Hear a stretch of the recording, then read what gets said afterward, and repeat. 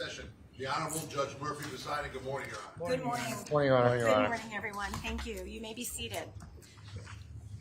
All right, I'm first going to ask counsel to please put your appearances on the record for purposes of today's proceedings, which is the matter of State of Connecticut versus Jose Morales. Good morning, Your Honor. Senior Assistant State's Attorney Mark Joseph for the State of Connecticut. Good morning. Good morning, Your Honor. Supervisory Assistant State's Attorney Howard Stein for the record. Good morning, Your Honor. Edward Gavin for Mr. Morales, who's seated to my left, Your Thank Honor. you so much. And then may I see counsel sidebar, please? Thank you. Yes, please.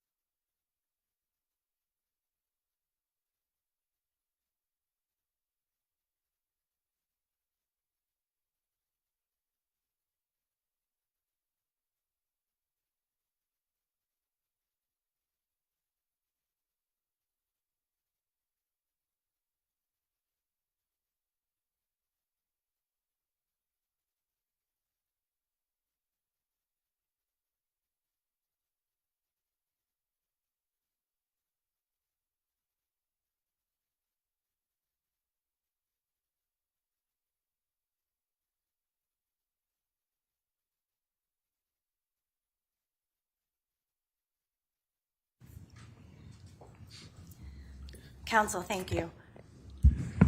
Is there anything that the court needs to address prior to bringing our jury in this morning? Nothing from the defense, Okay. Your Honor. Anything from the state? No, Your Honor. Thank you. All right, very good. Then my understanding is we have the jury. I do apologize for starting a few minutes late this morning. There was a tractor rollover on the highway, so I know that some people have been delayed, but we do have everyone and we are ready to proceed. Madam Clerk?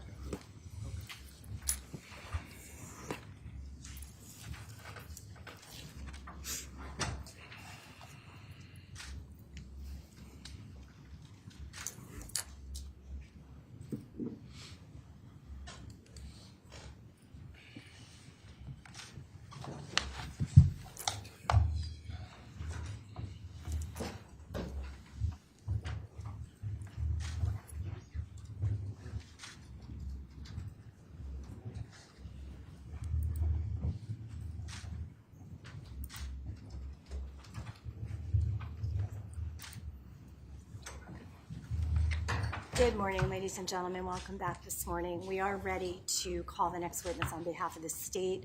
So I do see that you have your notebooks and you look prepared to begin. Counsel, if you just stipulate to the return of our jurors here this morning. The state will stipulate, Your Honor. Stipulate the presence of the jury, Your Honor. All right, very good. Thank you. Then if the state would call its next witness, please. Thank you, Your Honor. The state would call Mike Morganti to the stand. Thank you.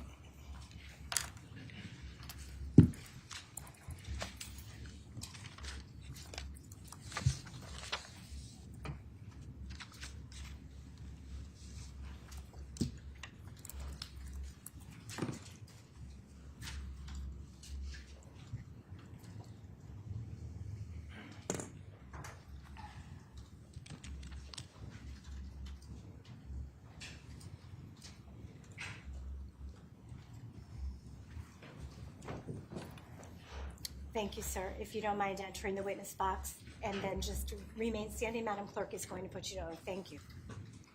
Do you solemnly swear or solemnly and sincerely affirm, as the case may be, that the evidence you shall give concerning this case shall be the truth, the whole truth, and nothing but the truth, so help you God, or upon penalty of perjury? I do. Please state your full name, spell your last name, and state your business address for the record, please. Michael Morganti, Morganti, and business address is 278 Colony Street in Meriden, Connecticut. Okay, thank you. Thank you, sir. You may be seated. We have a moment with counsel. Certainly, of course.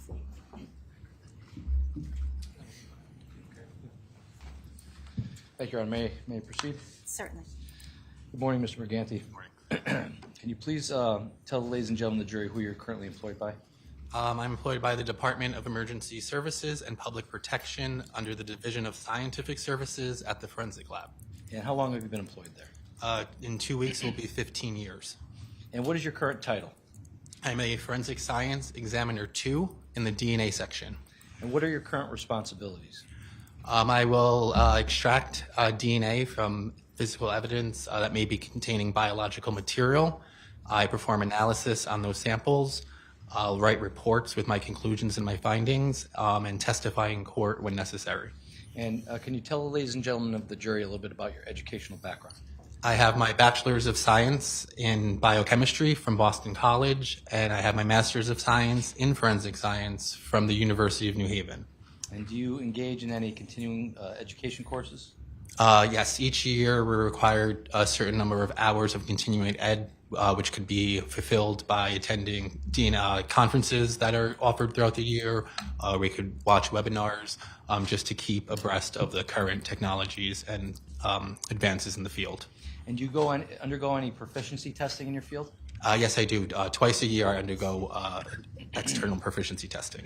Now, were you employed prior to your employment in Connecticut? Yes, but not in the forensic field. Now, how many DNA reports would you say you've issued in your career? Thousands, I would say. And how many analysis have you performed in the area of DNA in your career, would you say you've done? I would say tens of thousands. And have you testified before as an expert in the area of forensic or DNA? Excuse me. This is my 41st testimony. Okay. And in what courts have you testified before? Various courts throughout Connecticut as well as federal in Connecticut. Now, can you please explain to the ladies and gentlemen of the jury what DNA is? DNA, it stands for deoxyribonucleic acid. It's the hereditary material that is found in all of our cells that determine who we are as organisms as well as individuals.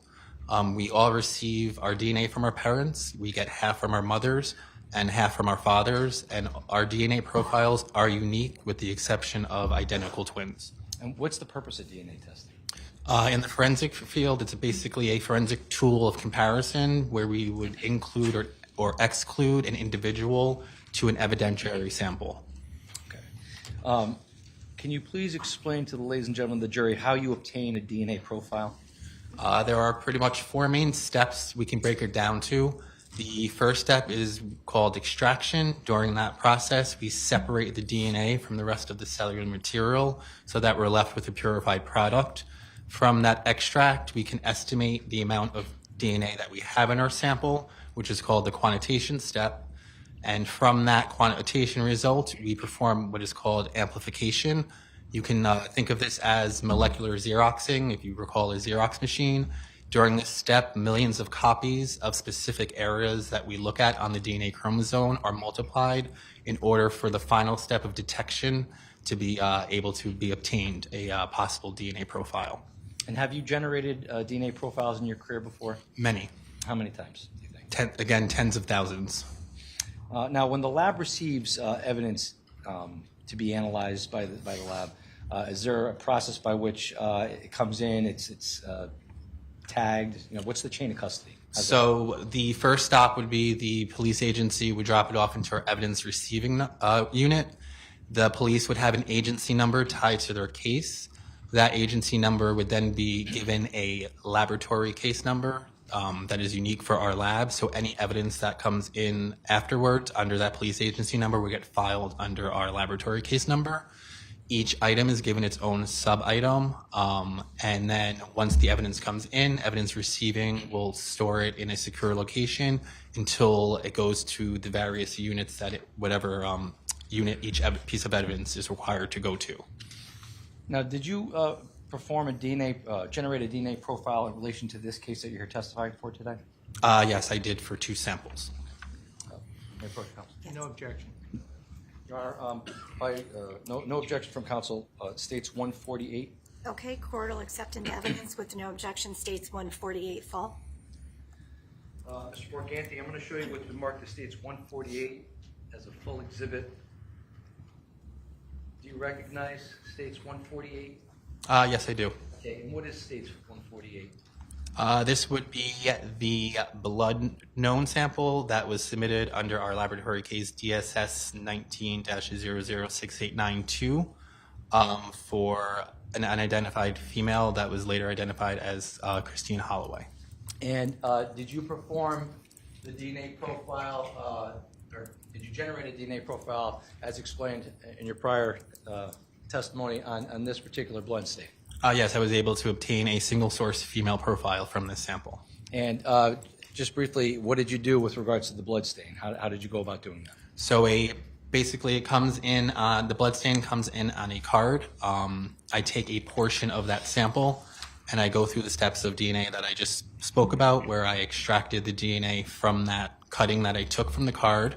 I made the millions of copies of the errors that we were testing and looking at, and then it went on to be detected, and I made sure that at all of the locations that we test, that a result was obtained, and that in fact it was a single source profile, which was obtained. Was it a male or a female profile? It was a female profile. And when you do the DNA profiling on any particular case, and more in particular this one, do you have your work checked by anybody? Yes, all of my work and analysis was reviewed by a competent second analyst.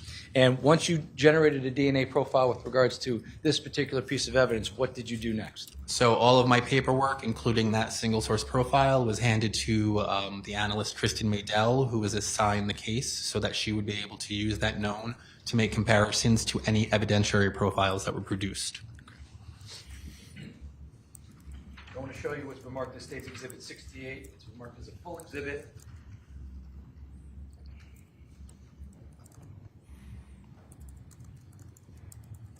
Do you recognize State 68, sir?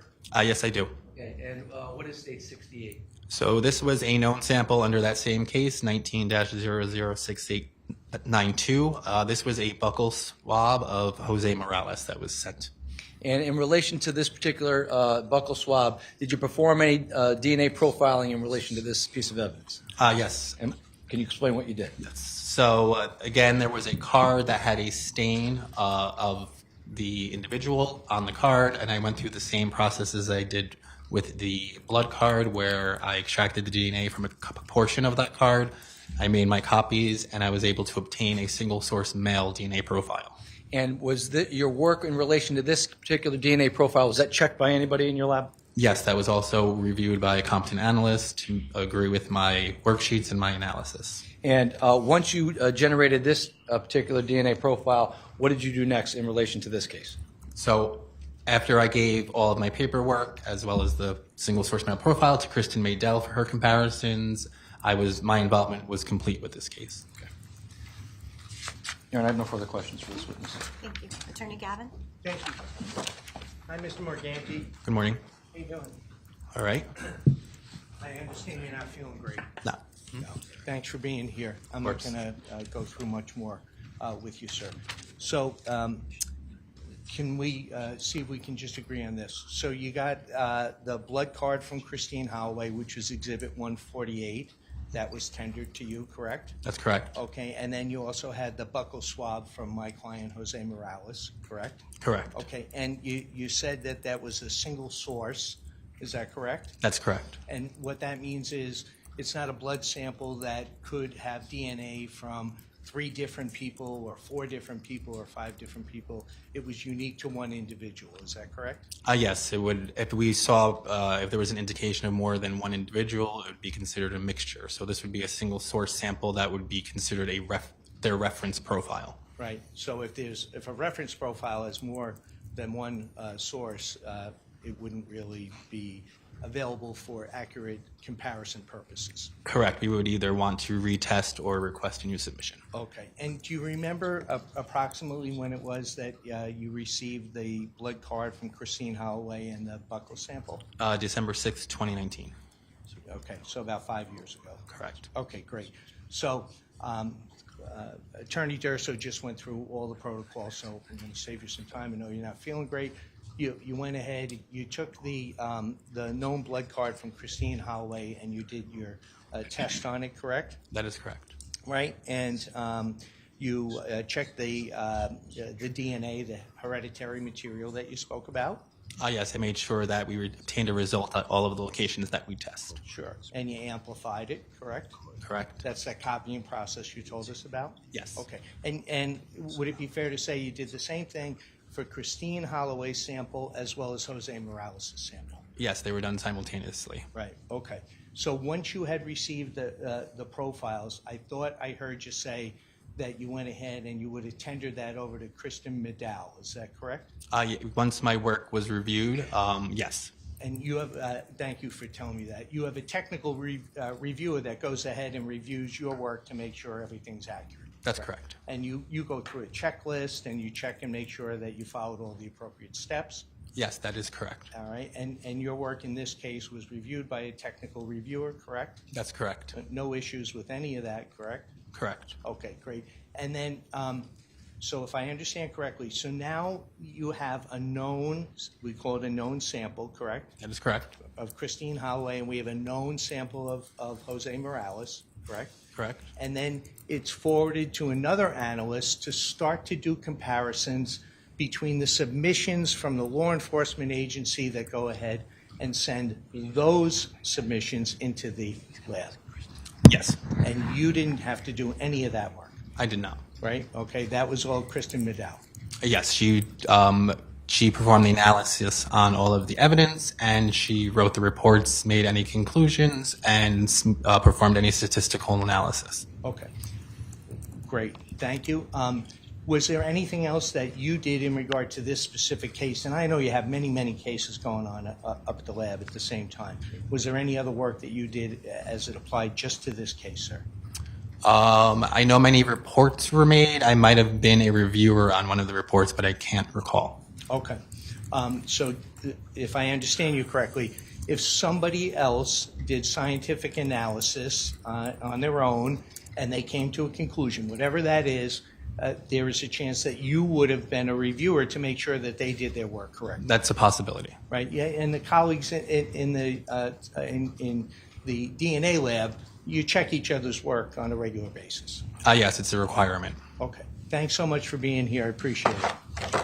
No other questions. Thank you, Your Thank you. Honor. Any redirect? Very brief. Mr. Morganti, if you were given the buccal swab or the bloodstain card and it had a mixture on those particular pieces of evidence, what would you have done at that point? Well, first I would see if I would be able to, if it was a possible of contamination. For example, if it was the other profile I was seeing was mine, if I perhaps contaminated it. If that was not the case, we would want to retest first, and if we still had produced the similar result, we would reach out to the agency and request that a new known submission be collected and submitted to the laboratory. That didn't happen in this case, right? It did not. Okay. And can you just tell us what's the purpose of having somebody review your work whenever you generate a profile or do an analysis for DNA? Well, one, we want to make sure that I didn't make any errors. We also want to make sure that procedures have been followed, and it is also a requirement for our auditing agency that we do these reviews. Thank you. I have no further questions. Attorney Gavin. No other anything further? questions. Thank you. All right. Thank you. Mr. Morganti, you're all set. Thank you for being with us here today, sir. Please watch your step as you exit.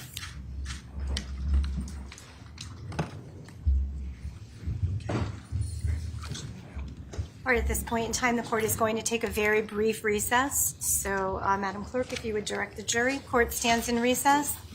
All rise.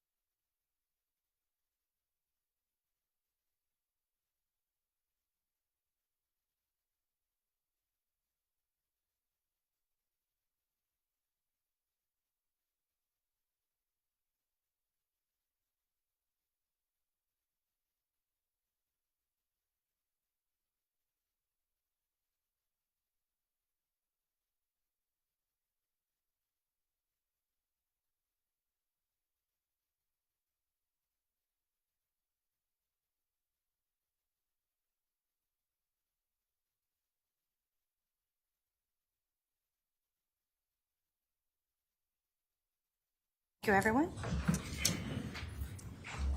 Is the state ready to proceed? Yes, sure. All right, very good. So we'll bring the jury in. Thank you.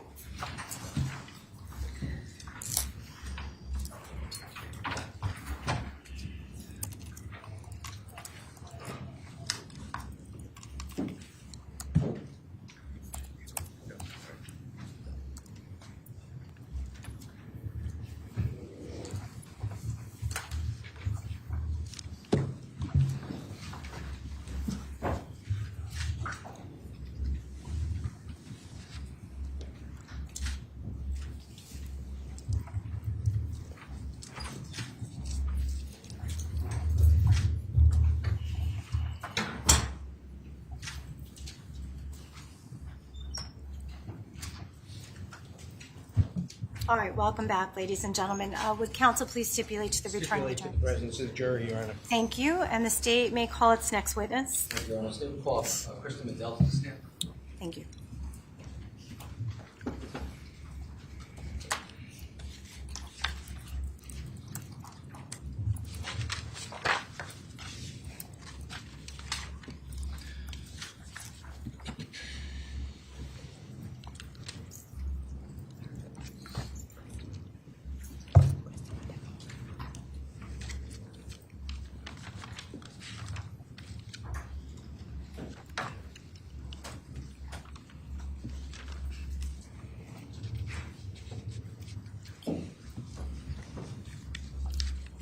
Good morning. If you please take the stand, remain standing. Madam Clerk will put you to oath. Please raise your right hand.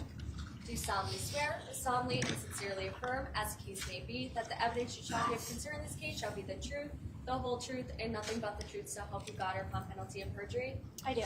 Please state your full name, spell your last name, and state your business address for the record, please. Kristen Maidell, Maidell, 278 Colony Street, Meriden, Connecticut. Okay, thank you. Awesome.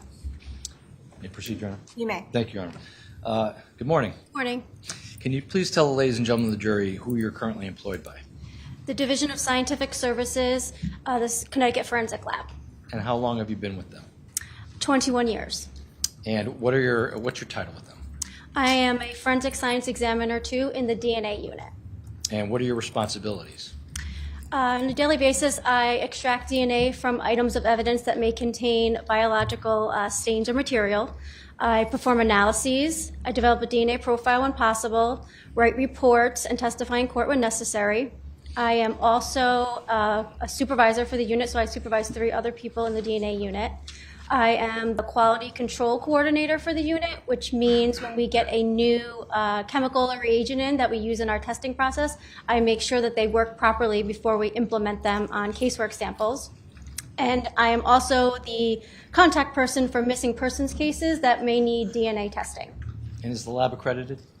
Yes, we are accredited by ANAB, and this means that accreditation demonstrates that crime laboratories that offer forensic services that perform the activities in conformance with internationally recognized standards.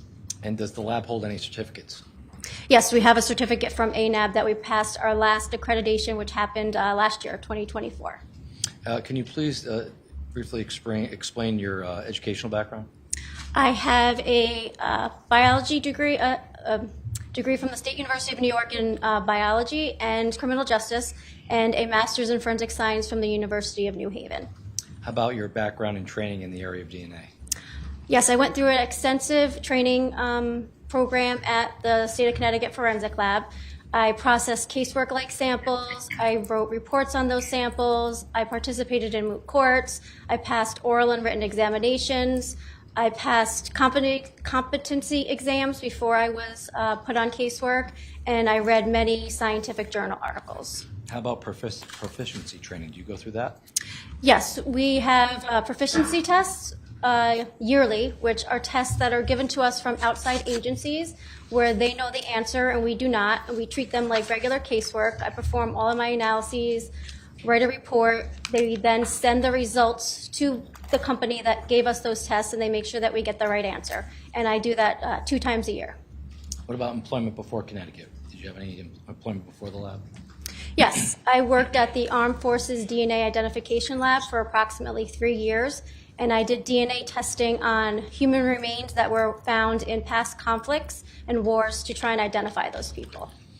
Now, do you read any journals or scientific publications in your job? Yes, on a yearly basis, we're required to read at least 4 to 6 scientific articles for our continuing education. Now, in your career, how many DNA analyses have you performed? Thousands, And how many reports have you issued? thousands. And in your career at the lab, would the lab do testing for both the state and the defense if requested? Yes, Have you testified before in court as an expert in DNA analysis? yes, Approximately how many times? 40 times. And in what courts? In most courts in Connecticut, New Britain, Stamford, Bridgeport, Hartford, Norwalk, New London. I've also testified in the state of Georgia and Massachusetts. Briefly explain what DNA is. DNA stands for deoxyribonucleic acid, and it is the hereditary material found in cells that make you who you are as an individual and an organism. DNA is passed from parent to child, where you get half your DNA from your mom and half your DNA from your dad, and DNA is unique to an individual except for identical twins. And what's the purpose of DNA testing? DNA testing is a forensic tool of comparison. We want to try and include or exclude an individual as being the source of that evidentiary profile. So we develop a DNA profile from the question sample and a DNA profile from the known sample, and we compare those to see if they match. How do you obtain a DNA profile? We use standard protocols and procedures that are accepted throughout the nation and the world. First, we want to extract that DNA from the cell. Then we want to see how much DNA we have, so we quantify that DNA. Then we want to make many more copies of that specific DNA, so we amplify it. And then we perform analyses on that DNA to generate a profile that's represented by a series of numbers. What is trace DNA? Trace DNA is a small amount of DNA that may be left behind by skin cells when a person comes in contact with something or touches something. How about primary transfer? Primary transfer of DNA occurs when a person transfers DNA directly from themselves to another person, or may touch something and leave the DNA on that. What about secondary transfer? That is when DNA can be transferred from a person to an object and then back to a person again, or a person to an object and then that object to another object. Can you explain what a mixture is? A mixture is when you have 2 or more individuals in a DNA profile. So earlier I said you get half your DNA from your mom and half your DNA from your dad. So at any particular site of testing that we do, you would expect to see 1 or 2 results the most, because you could get 1 type from your mom and the same type from your dad, or 1 type from your mom and 1 type from your dad. So anytime we see more than 2 types at any particular test, we know that it's from multiple people. Now, when you're analyzing or doing an analysis between knowns and questionable DNA source, are there different results that can come from that? In other words, different findings that you can make? Yes, when we do the comparison of the questions to the known samples, we have different conclusions that we can make between those comparisons. Okay. And what does consistent with the source mean? When someone is said to be consistent with the source, that means that their DNA profile is found, the known DNA types are found in the evidence profile, and the likelihood ratio generated is above our inclusionary value. And what is the likelihood ratio? What does that mean? Likelihood ratio is the statistic that we give to show weight for that evidence. What does included mean? When someone is said to be included in a sample, that means their DNA types from the known are present in all of the results that were generated in the question sample. What does consistent with the contributor mean?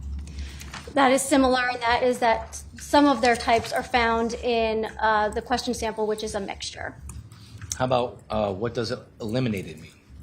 Eliminated means when the known types are not found in some or all of the results of the evidence. What about cannot be eliminated? Cannot be eliminated is a conclusion that you have a partial match between the known types and the evidence types. So we know through validation that you need an optimal amount of DNA in order to generate a full DNA profile. So if we don't have that optimal amount, sometimes we generate a partial profile. So when we make that comparison, there's a partial match. What is a known contributor or assumed contributor? An assumed contributor is when someone is assumed to be the person that left that DNA because there's a scientific expectation that their DNA should be there.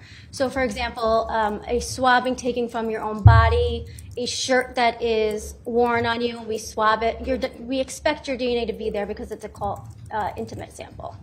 Can you explain what an inconclusive result is? Sure. An inconclusive result was when we had a sample that generated a likelihood ratio that was above our elimination zone. However, it was not in support of an inclusionary positive association. So we would say that that comparison was inconclusive and we could not give any conclusion to that comparison. However, since I wrote these reports, we have changed our protocols and we are now reporting out any likelihood ratio that is above 1 as support for inclusion. And is that associated with this Turing rule that you've explained to me prior to your testimony today? Yes.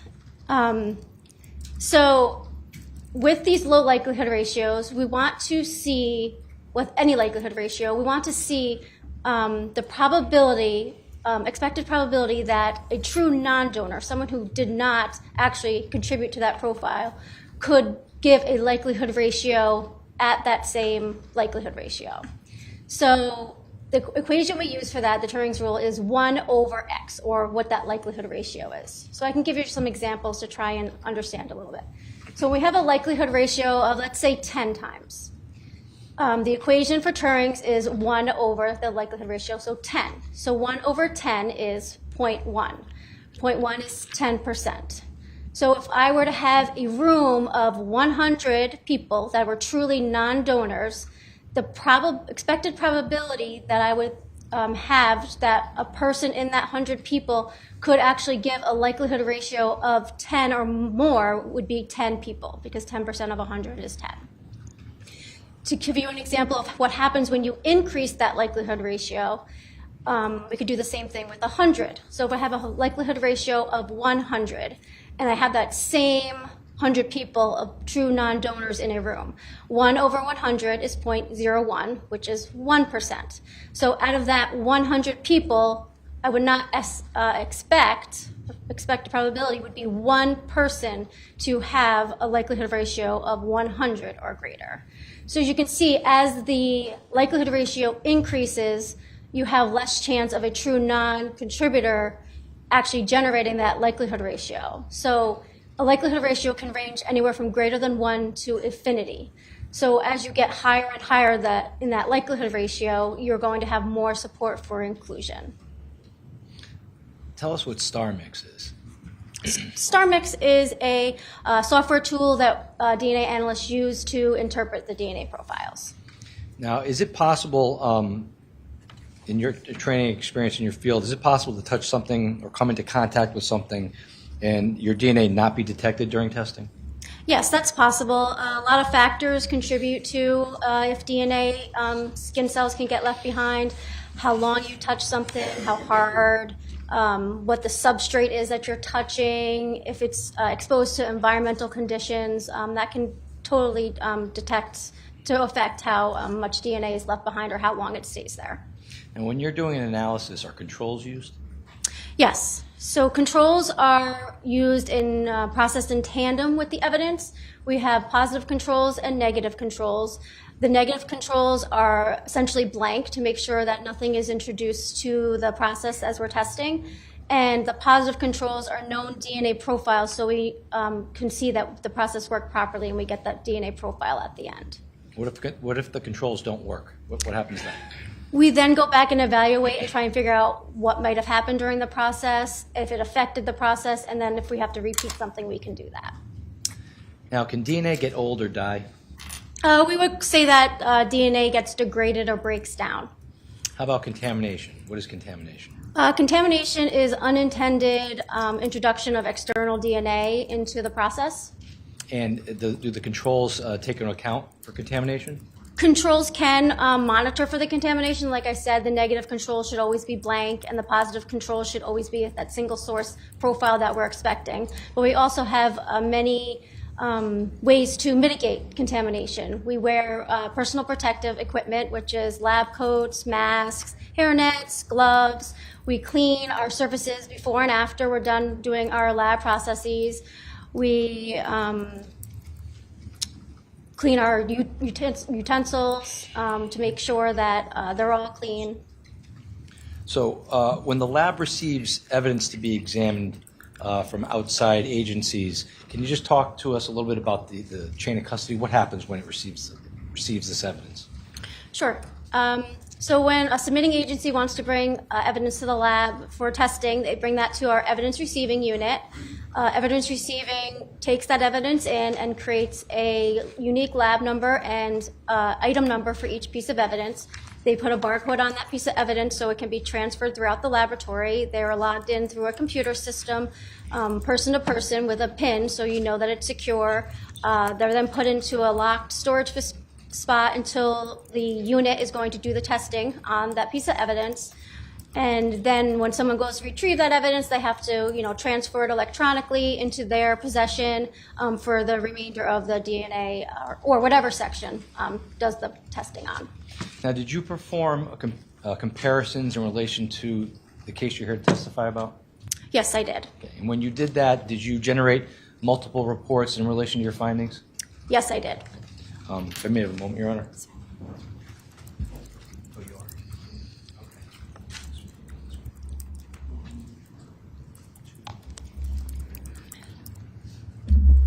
Just write down these names. Can we just have 1 second, please, Your Honor? Yes, you can. All right, write down these dates. 220. 220 is 149. Okay, the next date, Pete, is 12/13/2019 is Exhibit 150. Next report, 1/15/2020 is 151. Okay, Pete, 1/15/2020 or 152. And Pete, 3/5/2025 is report 153. Your Honor, I've seen all these reports before, so I have no objection to the introduction of them as a full exhibit. Appreciate that. All right, if I could just have the numbers. Thank you.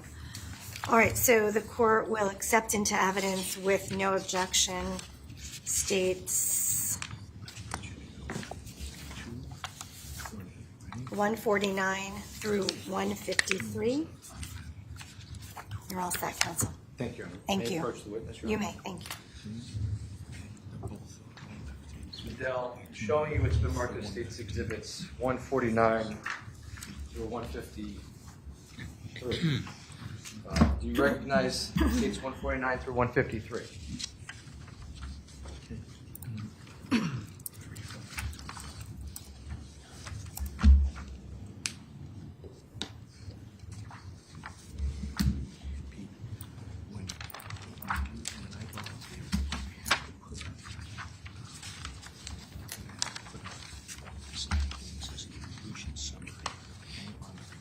Yes, I do. They're DNA reports that I wrote. And is it safe to say, in relation to this case, you tested or examined and made comparisons to a lot of evidence in this case? Yes, I did. And is it safe to say that these are not all of your reports in connection to this particular case? Correct. They are not all of them. May I have a moment, Your Honor? Yes. 149 through 153.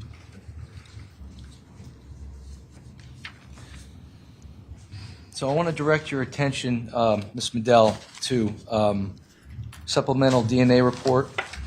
If you could just tell me what exhibit number it is there? 150. 150. Okay, so states 150. I'm going to show you what's been already marked as a full exhibit as states exhibit 109.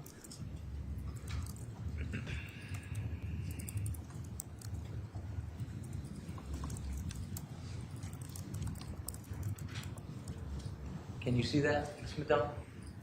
Yes.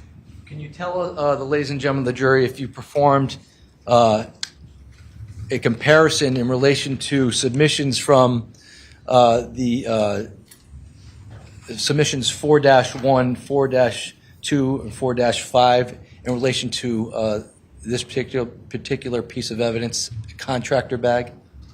Yes, I did. However, it's on my Oh, I'm DNA sorry. report, which was Exhibit 149. Okay. And can you tell us, did you make comparisons in relation to two known samples that were analyzed, or two known samples that were generated by Mr. Morganti in this case? Yes, I did. Okay. And what were the results of your comparisons in relation to those two known samples and submission number 4? So the first sample that I had was submission or item 4-1, which was named the swabbing red RB stain near bottom seam of trash bag. The results are consistent with the DNA profile from item 4-1 originating from a single female individual. Assuming one individual, the DNA profile from item 4-1 is at least 100 billion times more likely to occur if it originated from Christine Holloway than if it originated from an unknown individual. Jose Morales is eliminated as a source of the DNA profile from item 4-1. Did you, I'm going to show you what's been marked as States Exhibit 110.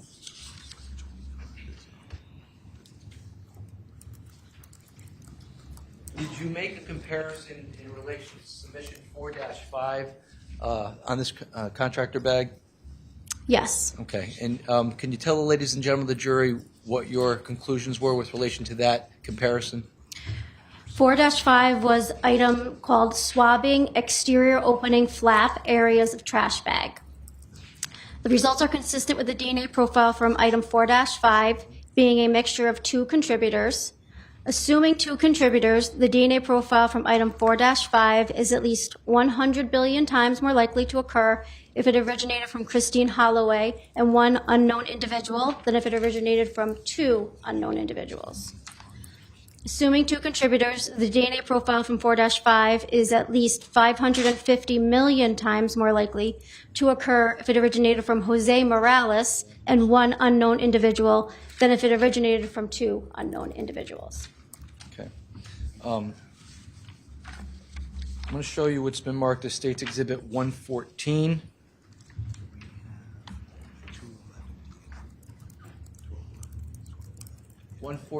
Is submission 16-1-2. That was a swabbing of the interior heel and tongue area of a left sneaker. Did you make a comparison in relation to any swabbings found from this particular piece of evidence? Yes, 16-1-2 was called swabbing interior heel and tongue areas of left sneaker. The results are consistent with the DNA profile from 16-1-2 being a mixture of three contributors with at least two of them being male. Assuming three contributors, the DNA profile from 16-1-2 is at least 100 billion times more likely to occur if it originated from Christine Holloway and two unknown individuals than if it originated from three unknown individuals.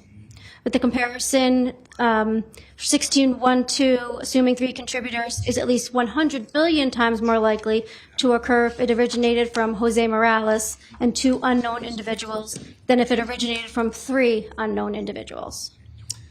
I'm going to show you briefly States Exhibit 113. Did you make directing your attention to submission 16-1-1, did you make a determination or a comparison with relation to any type of swabbings done from this particular piece of evidence? Yes, 16-1-1 is a swabbing exterior heel area of left sneaker. The results are consistent with the DNA profile from item 16-11 originating from a single female individual. Assuming one individual, the DNA profile from 16-1 is at least 100 billion times more likely to occur if it originated from Christine Holloway than if it originated from an unknown individual.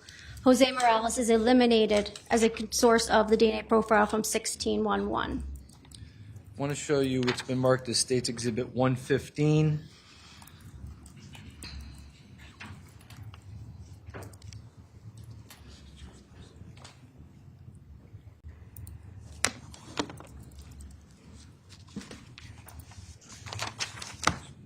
Can you see that, Ms. Maidell? Yes. Okay. 16-1-3, was there a comparison done in relation to 16-1-3?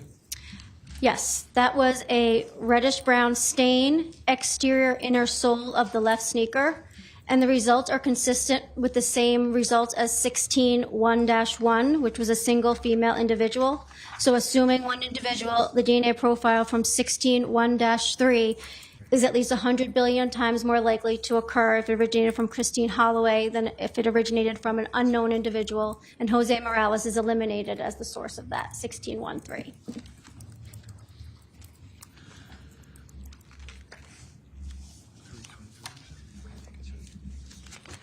I want to show you what's been marked as State's Exhibit 120.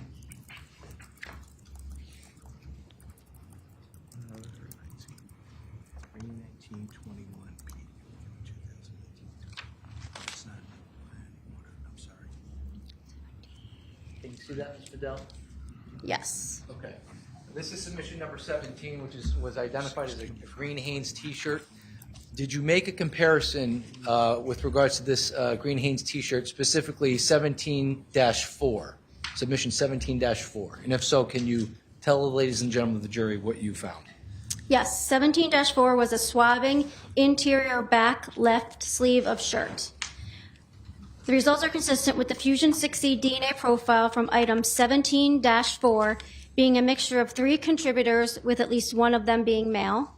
Assuming 3 contributors, the Fusion 6E DNA profile from 17-4 is at least 100 billion times more likely to occur if it originated from Christine Holloway and 2 unknown individuals than if it originated from 3 unknown individuals.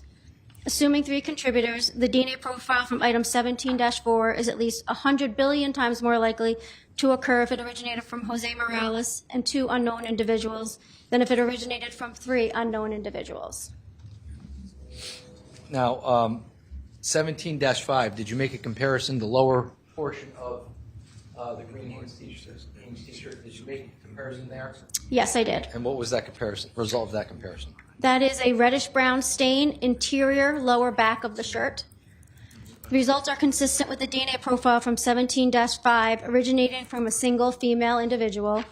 Assuming one individual, the DNA profile from item 17-5 is at least 100 billion times more likely to occur if it originated from Christine Holloway than if it originated from an unknown individual, and Jose Morales is eliminated as a source of the profile from 17-5.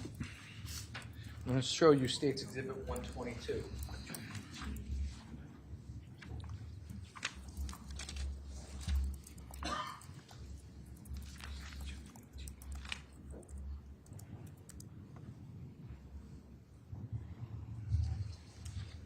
Can you see that, Ms. Maidell? Yes. Did you make a comparison to 17-6 as referenced in this particular exhibit? Yes. And can you tell the ladies and gentlemen of the jury what your findings were with relation to this particular submission? That is a reddish-brown stain, exterior chest area of shirt, and the conclusions are the same as 17-5, where they are 17-6 is consistent with originating from a single female individual. Assuming one individual, item 17-6 is at least 100 billion times more likely to occur if it originated from Christine Holloway than if it originated from an unknown individual, and Jose Morales is eliminated as the source of the DNA profile from 17-6. I'm going to show you State's 125, which is submission number 18 in relation to this case, particularly submission 18-1, 18-2. Can you see that? Yes. Can you tell the ladies and gentlemen of the jury if you made a comparison to the known profiles of Christine Holloway and Jose Morales in relation to 18-1-1? Yes, I did. And what were your findings in relation to that particular blood-like substance? 18-111 was a reddish-brown stain from the top surface of the wooden puzzle base. The results are consistent with the DNA profile from item 1811 originating from a single female individual. Assuming one individual, the DNA profile from item 18-11 is at least 100 billion times more likely to occur if it originated from Christine Holloway than if it originated from an unknown individual, and Jose Morales is eliminated as the source of item 1811. Did you make a comparison to this submission under 18-1-2? Yes, I did. And what were your results with regards to that comparison? Portion of a reddish-brown staining from top surface of the wooden puzzle base, and the results were identical to 1811. Showing you what's been marked as State's Exhibit 126, and then drawing your attention to submission 18-1-3, which would be the bottom portion of the wood puzzle there. Can you tell the ladies and gentlemen of the jury if you made a comparison in relation to 18-1-3, and if so, what were your results? Yes. 1813 is a swabbing unstained areas of the top surface of the puzzle base. The results are consistent with the DNA profile from 1813 being a mixture of two contributors. Assuming two contributors, the DNA profile from 1813 is at least 100 billion times more likely to occur if it originated from Christine Holloway and one unknown individual than if it originated from two unknown individuals. Assuming two contributors, the profile from 1813 is at least 270 million times more likely to occur if it originated from Jose Morales and one unknown individual than if it originated from two unknown individuals. I'm going to show you State's Exhibit 128. This would be submission 18-2, which is known as the Sydney Shark book. Can you tell the ladies and gentlemen of the jury if you made a comparison in relation to submission 18-2-1? Yes. And what was that comparison? The results, anyway. That is called the portion of the reddish-brown stain from the exterior front cover of the Sydney Shark book.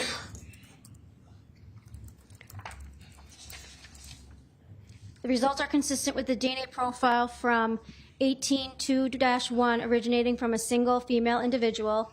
Assuming one individual, the profile from 18-1 is at least 100 billion times more likely to occur if it originated from Christine Holloway than if it originated from an unknown individual, and Jose Morales is eliminated as the source of 18-1.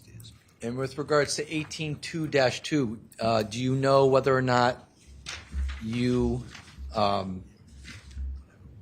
were able to make a comparison in relation to that submission? And if so, what were your results?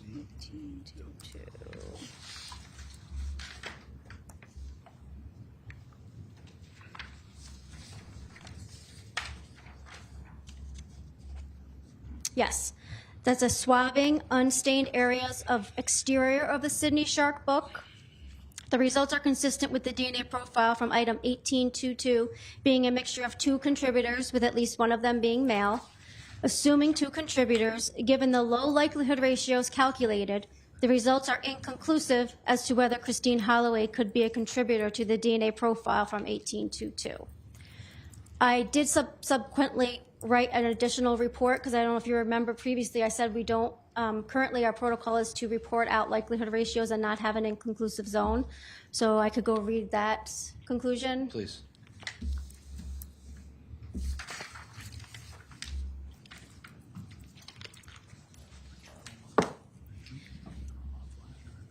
The DNA profile from 18-2 being a mixture of two contributors with at least one of them being male, assuming those two contributors, 18-2 is at least 4,100 times more likely to occur if it originated from Christine Holloway and one unknown individual than if it originated from two unknown individuals.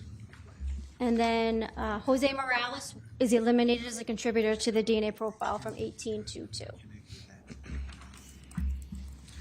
Showing you states 129, which is submission number 18-3. The first one is 12. Can you tell the ladies and gentlemen of the jury if you've made any findings in relation to 18-3, in particular 18-3-1 and 18-3-2? Yes. 18.3-1 is a portion of reddish brown stain, exterior front cover of bath time book. And that is, results are consistent with the DNA profile from 18.3-2 originating from a single female individual. Assuming one individual, the DNA profile from item 18.3- I'm sorry, are we on 1 or 2? 18-3-1.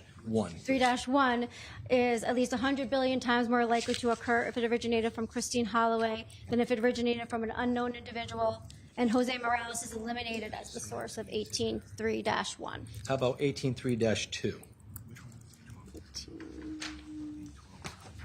would be in the lower, Yes. right side portion of this exhibit. That is a swabbing unstained areas of exterior of the bath time book.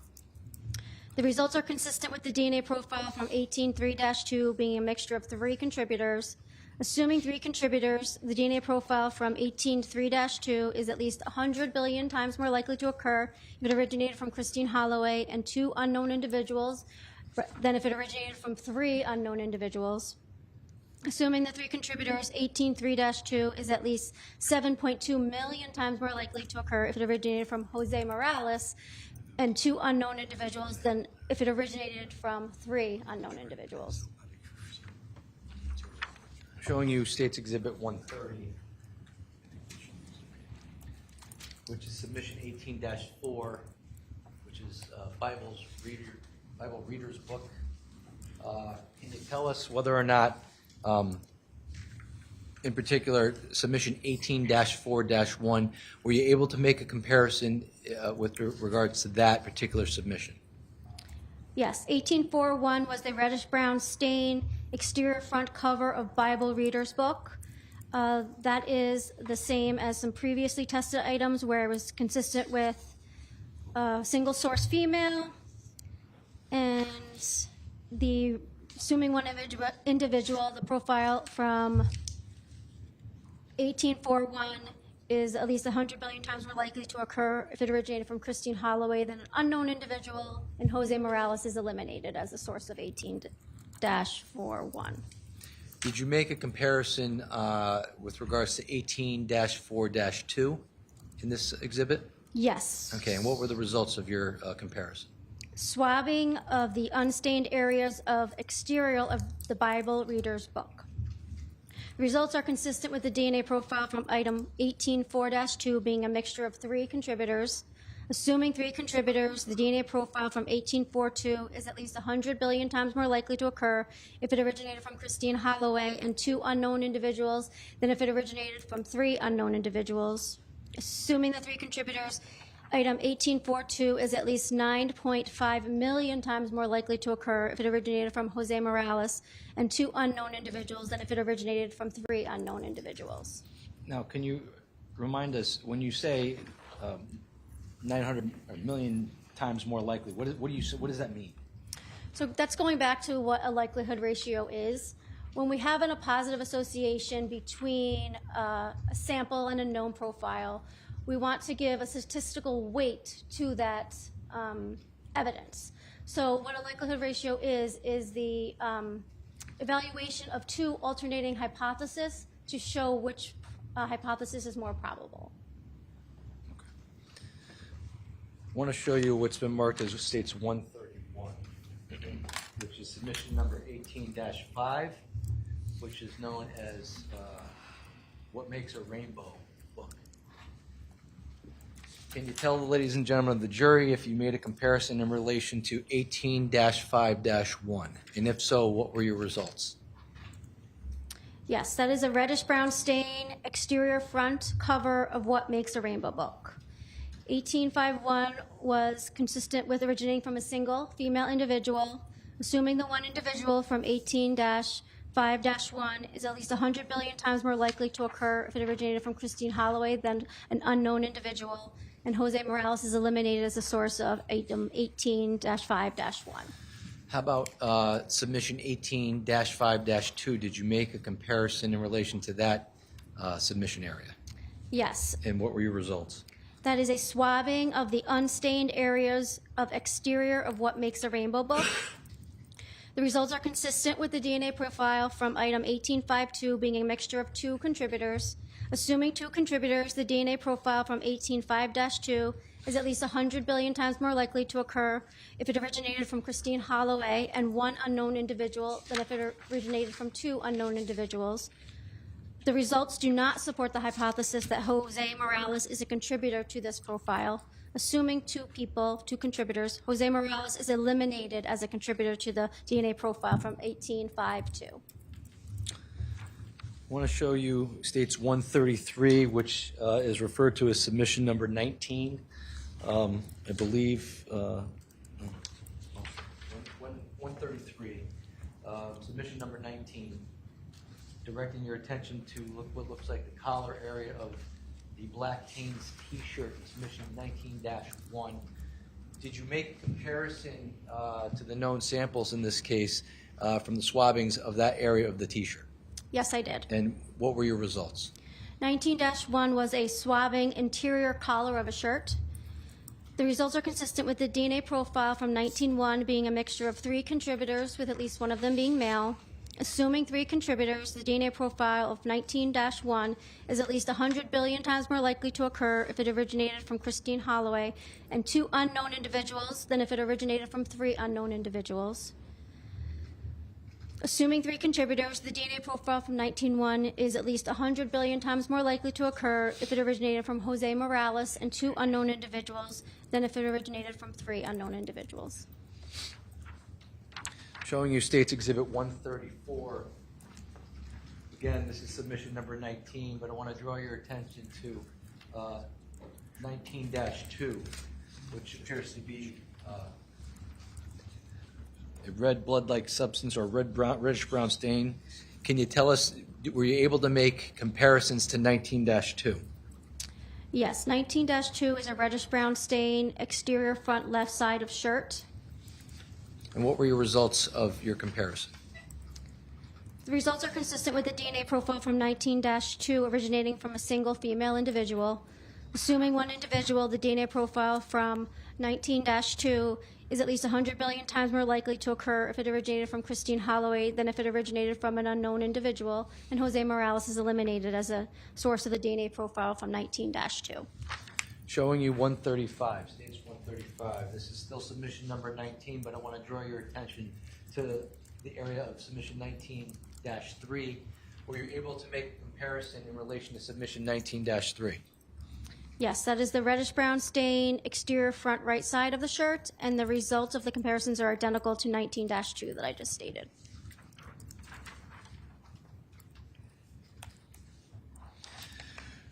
Showing you what's been marked as States Exhibit 137. This is submission number 20.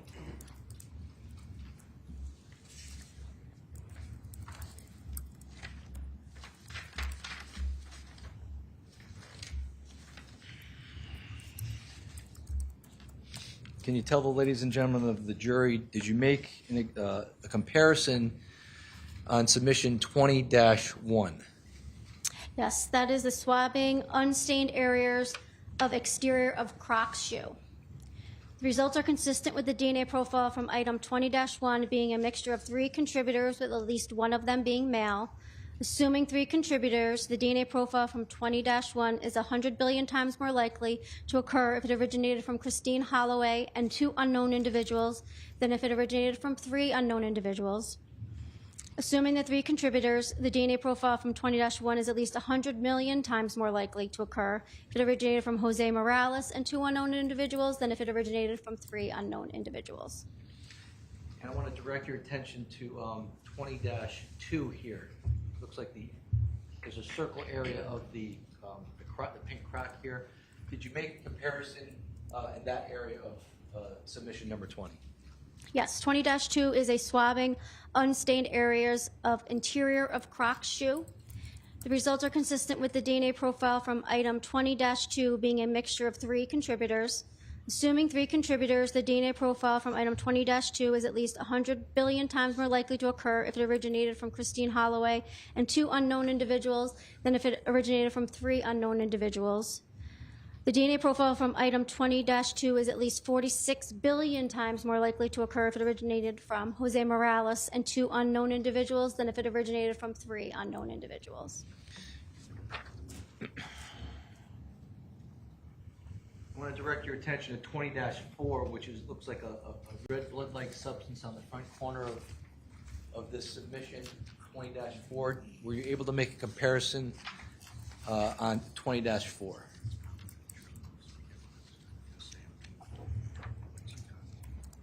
Yes. And what were the results of your comparison? 20-4 is a reddish-brown stain, exterior top area of Crocs shoe.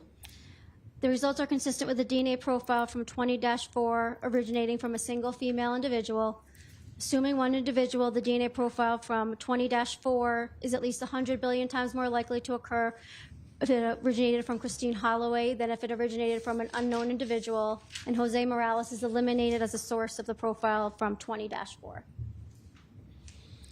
Showing you States Exhibit 138, which is still submission number 20, but I want to direct your attention to 20-3, which is a reddish-brown stain on the outer edge of that Croc shoe. Were you able to make a comparison with 20-3?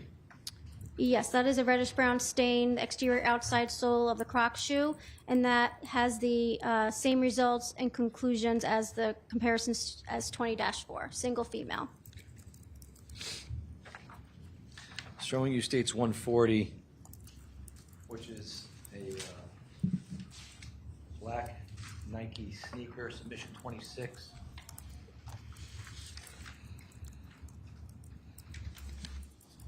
Directing your attention to submission 26-1, 26-1-1, were you able to make a comparison with regards to this submission? Yes, 26-1-1 was called a tissue-like material, back heel of the left sneaker. The results are consistent with the DNA profile from 26-1-1 originating from a single female individual. Assuming one individual, the DNA profile from 26-1-1 is at least 100 billion times more likely to occur if it originated from Christine Holloway than if it originated from an unknown individual, and Jose Morales is eliminated as the source of 26-1-1.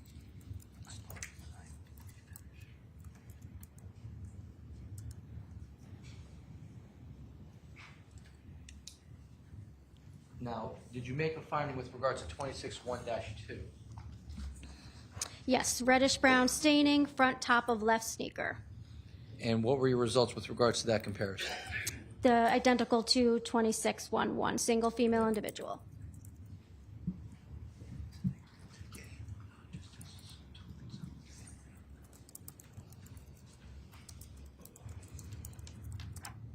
Showing you what's been marked as States 141.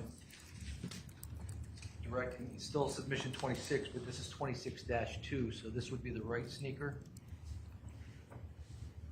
With regards to 26-2-1, were you able to make a comparison in relation to this submission? Yes, that is the reddish-brown stain, back of right sneaker heel, and the results were also consistent with 26-1-1 and 26-1-2, a single female.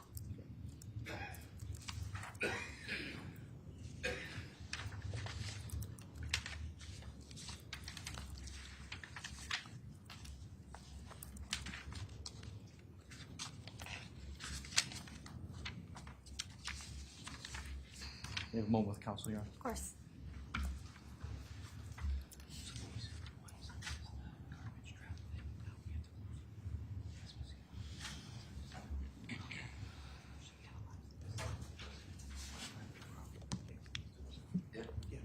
Your Honor, I don't know the numbers, but we have some evidence for this witness I have no objection to the introduction. I've seen it before, and it's going to be tied in through another officer that's later going to testify. So I have Okay. no objection as a full exhibit. All right, thank you for putting that on the record. Attorney Gerso, what are the references? Yes, for the court's benefit, Your Honor, the submissions or the evidence stickers are 154 through 158. All right, court will accept into evidence, no objection, 154, 158. Thank you. Ms. Maidell, I'm going to show you what's been marked as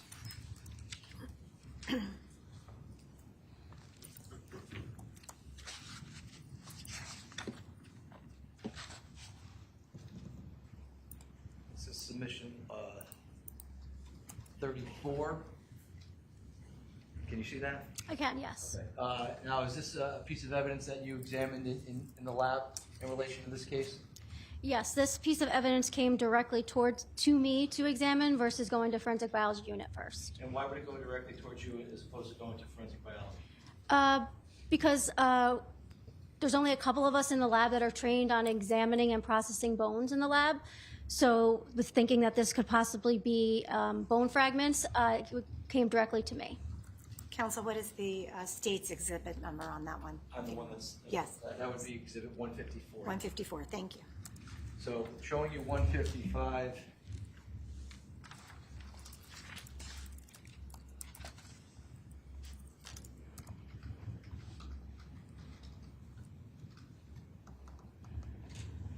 Can you see that 155?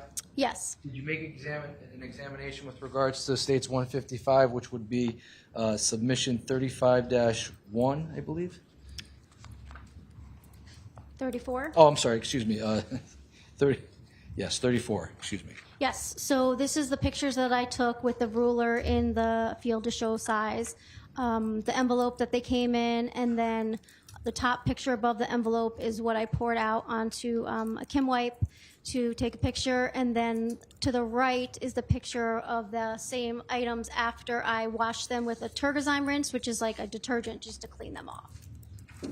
And in relation to this particular item, were there other items that you also examined? Yes, submission 36. Okay. And just for the jury's benefit, Exhibit 156, did you receive submission 36 in this packaging here? Yes. And with regards to 136, showing you states 157, is that what you recall it looking like when you poured it out? Yes, that's a picture that I took. In regards to 158, are these some more examples of what submission 36 was? Yes, that looks like a picture taken by somebody else. That's not my picture. Okay, but we're still talking about the same submission here, though? I believe so, yes. Okay, now with regards to submission 34 and 36, were you able to do any comparisons to the known samples that you had in relation to this case? Yes, since there was a small amount of these white fragments, I put them all together. So 34 and 36 were combined for DNA extraction.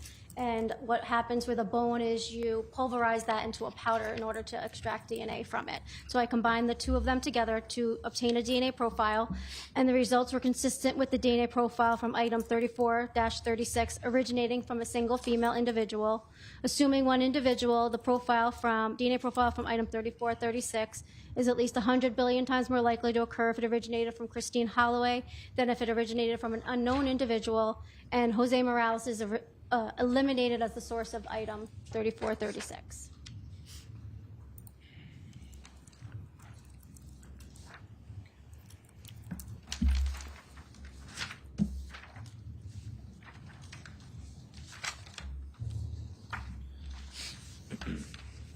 Showing you states 145.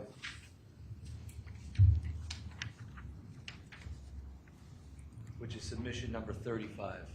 Can you see that? Yes. Can you tell the ladies and gentlemen of the jury if you made a comparison with regards to submission 35-1?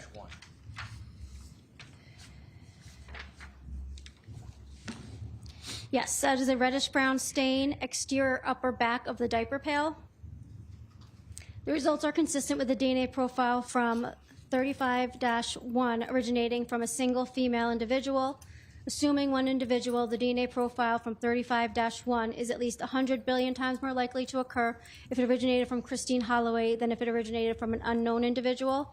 And Jose Morales is eliminated as the source of the DNA profile from 35-1. Showing you states 147. Can you tell the ladies and gentlemen of the jury, did you make a comparison with regards to submission 35-3? Yes, that is the area of ridge-like detail on exterior middle front of the diaper pail, and the results are identical to 35-1, which is a single female individual. And what further findings were you able to make with regards to that?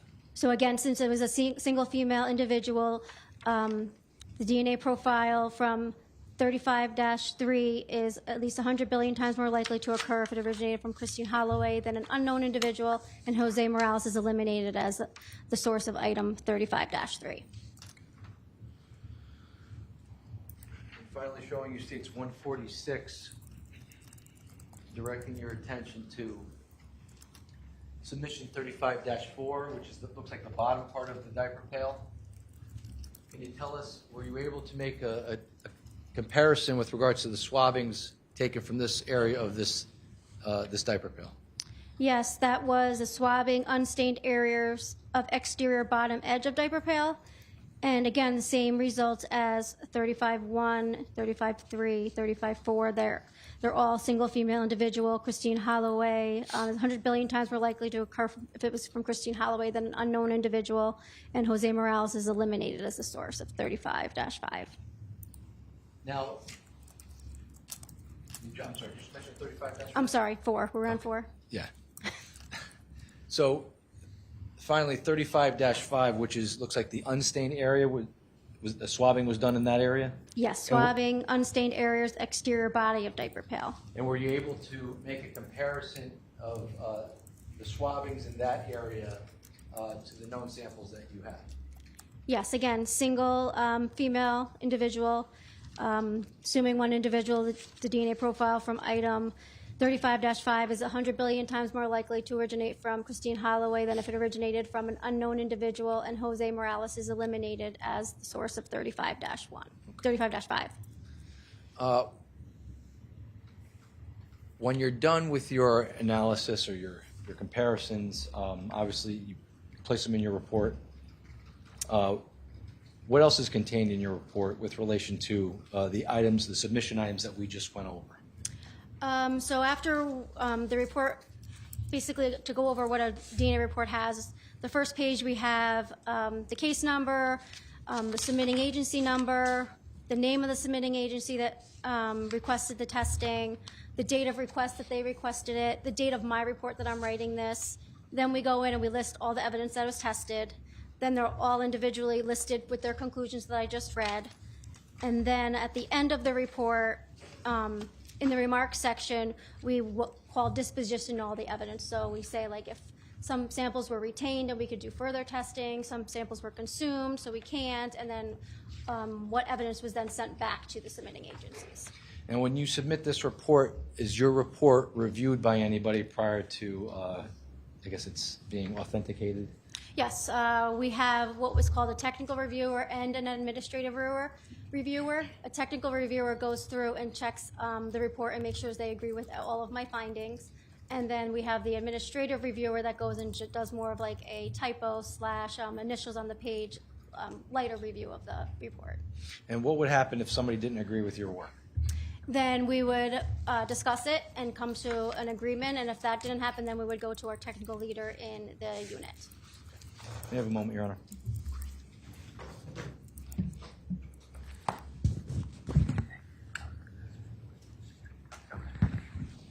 Your Honor, I have no further questions. I don't know if this would be a good time to take a break. Certainly, we can do that. All right, court is going to stand in recess for 15 minutes. Thank you. All rise, court's in recess.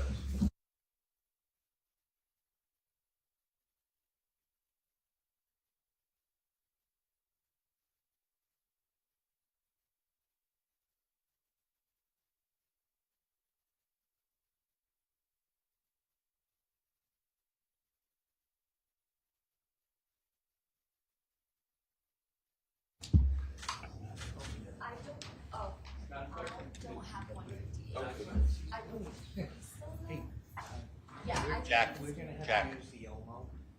We're gonna have to use the Elmo.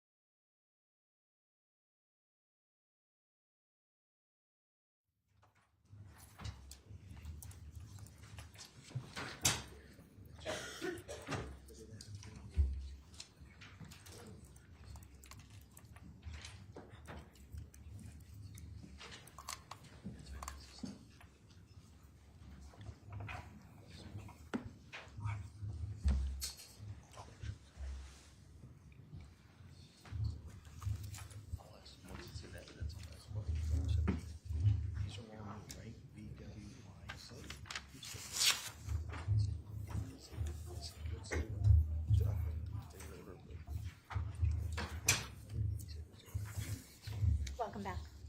Thank you. Counsel, please stipulate to the return of our jurors. Stipulate, Your Honor. All right, very good. Attorney Gavin, cross-examination.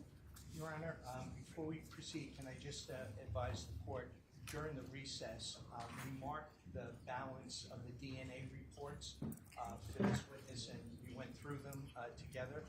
And, Your Honor, that would be Defense Exhibit W, X, Okay, Y, Z. okay. Excuse me, I think the first one was V.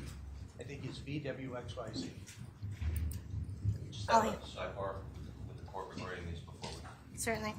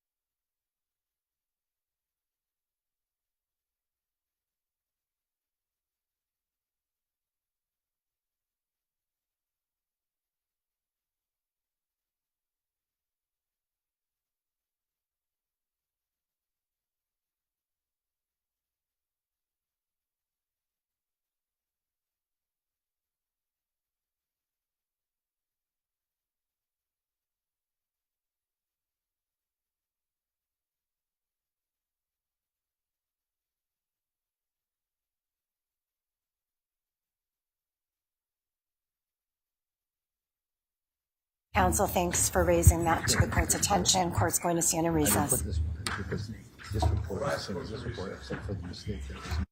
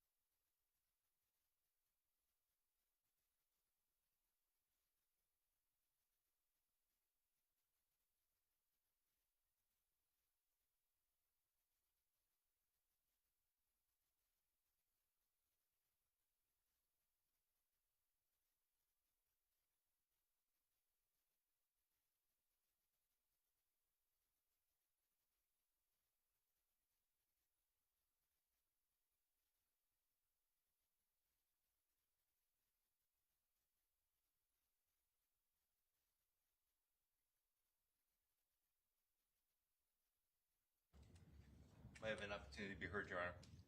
Yes, Attorney Stein, you may be heard. Thank you, Your Honor.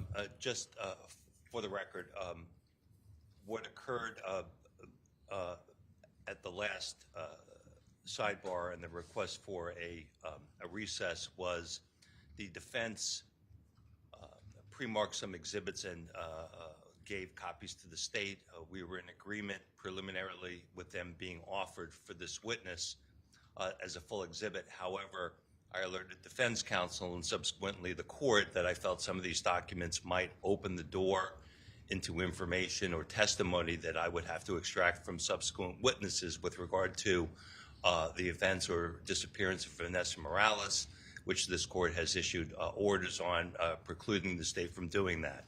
So after the court recessed, the state and the defense went through the documents again, and I believe that the defense took whatever action that they felt necessary to remove some of those documents from the evidentiary path that they were taking, and that this way to minimize the impact of the state having to ask other witnesses about facts pertaining to those documents. All right, Attorney Gavin, did you want to add anything to that? Just briefly, Your Honor. In an abundance of caution, the state alerted me. The questionable exhibits are now marked for identification purposes. They're not full exhibits, and I appreciate that courtesy.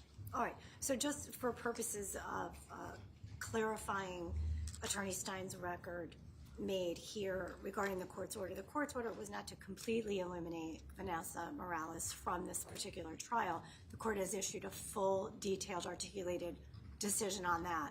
But relative to any parts of the investigation that are particular to Vanessa Morales, that of course would be a breach of the sanctity of the court's agreement, because we did find that this investigation was extremely intertwined, and that was one of the reasons why the court was allowing in some information as it pertained to Vanessa Morales. But if you feel that this would open the door to perhaps information that would breach the court's prior decision and order, then I do commend counsel for speaking about that off the record, outside of the presence of the jury, and memorializing that now. And of course, this is being done, and I just want to make my record by way of agreement between counsel. There's no court action that's been requested, and there's no court order relative to any exhibits that were previously going to be marked or asked to be marked as full exhibits by defense with purpose for cross-examination here of this particular state's witness on the stand. All right, does anyone else have anything else to add? Nothing from the defense, Your Honor. Not from the state, thank you. All right, thank you. So then with that, we'll ask for the jury to come back in.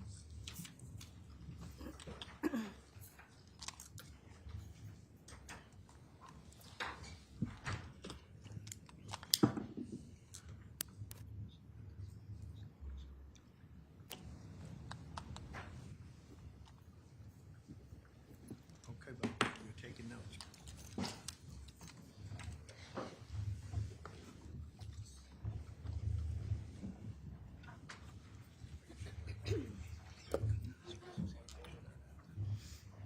Just wait for a second, then I'll say, I'm gonna go through what's been marked as.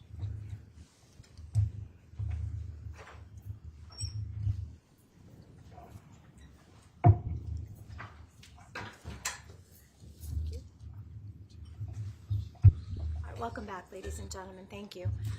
Attorney Gavin, I am going to ask you to start with your cross-examination, but I did want to raise, before we did take a break and discuss some things outside of the presence of the jury, you had indicated that you had marked reports defendants V, W, X, Y, and Z. Does that remain the same, or do you wish to amend that, strike that, and start over? Your Honor, thank you for that. W is marked for identification purposes. Z and X are also marked for identification purposes only. So you have V and Y is full at this time? V and Y are full. All right, very good. So Thank the you, court, sir. thank you. So the court's going to note for the record that V and Y, by way of agreement, counsel, is that right? If the state could just be heard. That's fine, Your Honor. Thank you. V and Y will come into the record as full exhibits on behalf of the defense, and W, X, and Z or identification only? Yes, please. Okay. So- Yeah, Pete, just show him B and Y.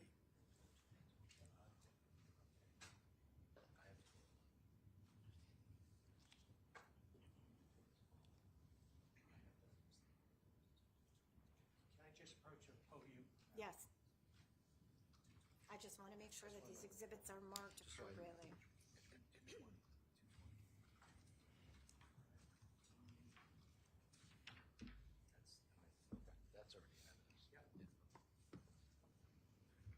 All right, so the exhibits that are marked for ID only can, if they have full exhibit stickers on them, would you please return them to the clerk to change those exhibit stickers up for ID only? Madam Clerk, do you have that already? Your Honor, they're already marked as ID. All right, fantastic. So then, thank you. Attorney Gavin, you may proceed. And Your Honor, we're going to use the Elmo, and Peter Mestry is going to assist me in that. We've already talked to the state about that. All right, state has no objection with respect to the assistance on that? You're all No, set? Your Honor. All right, great. You're all set. Thank you. Thank you. Hi, Ms. Maidell. How are you? Good, thank you. Good. Thanks for being here. Tell me, do you know who Mike Morganti is? Yes, he's my coworker. Did you see him here this morning? I did, yes. Okay. And in regard to this case, you did comparison analysis of DNA results, correct? Correct, yes. I compared the known profiles to the evidence profiles. And Mr. Morganti was responsible for generating the known profiles. Is that fair? Yes, Right. And that was the known profile for my client, Jose Morales, yes, and then the known profile for Christine Holloway. correct, yes. You really didn't have anything to do with that? No, I just take over those profiles to use for my reports. Sure. Okay. And then let me just go slow here for a second before we get started with the reports.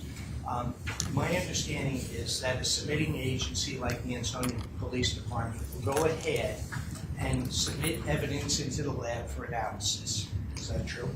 Yes, And when it comes into the lab, you assign your own number to the submissions, and everything is barcoded in for constancy and chain of custody purposes. yes, Okay. And you did that in this case, correct? yes, Okay. And what comes into the lab from a submitting agency like the State Police or the Ansonia Police Department or any other law enforcement agency, you're not involved in how those items are obtained. correct, no, You're not involved in how they're packaged, no, right? And you're just the recipient of the items for analysis purposes. for testing purposes, yes. Right. Okay. Now, what I'd like to do, and I want to go very slow here, and if I go too fast, you let me know, Okay. okay? I want to go through your reports that you generated here. And, Your Honor, for purposes of the record, I've had the opportunity to speak with Ms. Maidell, and you have copies of your reports in front of you. I do, yes. Okay. All right. So we're going to start off at very, very easy with the very first report. And the report date is 12/11/2019. Yes, Okay. Peter, would you put that? And Your Honor, for purposes of the record, that's Exhibit V as in Victor. Okay, thank you. Okay. Just put the first page up. Yep. There you go. Did you read the highlights in the? No. Excuse me, Your Honor. Who did take it down? There, I didn't know. there's highlights on that? We weren't showing a highlighted copy. I'm not claiming any of the highlights. Well, that's a problem. That's a problem. Do we have a copy of the report without highlights? The state may. We thought the state was entering all of the Am reports. I claiming the highlights? Yeah, I wrote on my copy. We can get a clean copy for the defense, Your Honor. However, we were not shown a copy with highlights, and obviously. All right, so unfortunately, we are going to have to break again, very briefly. So right now, I have V and Y is full. Is this going to be the same situation with Y as well? All of them maybe have highlights, some of them don't. All right, so why don't we please get clean copies of all of them to enter into evidence as full exhibits. We'll replace the two that we've already marked with the clean exhibits once we get them back. Court's going to take a brief recess. Ladies and gentlemen of the jury, I do apologize. Thank you. Court stands in recess. Recess.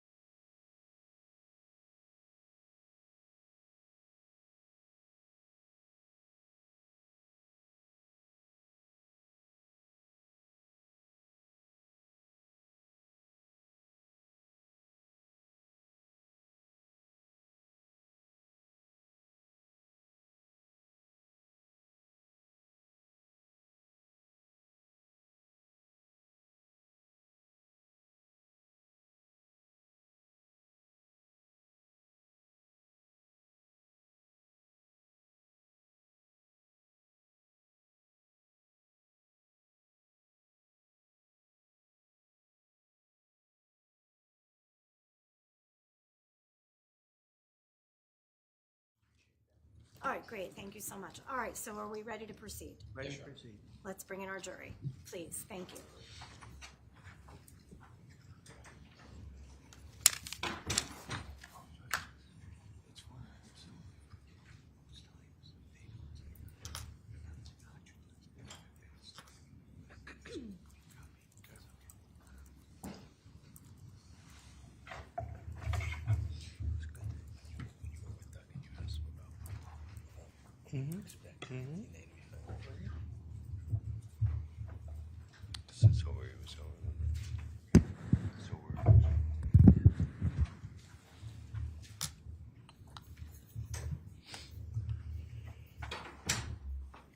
All right, counsel, please stipulate to the return of our jurors.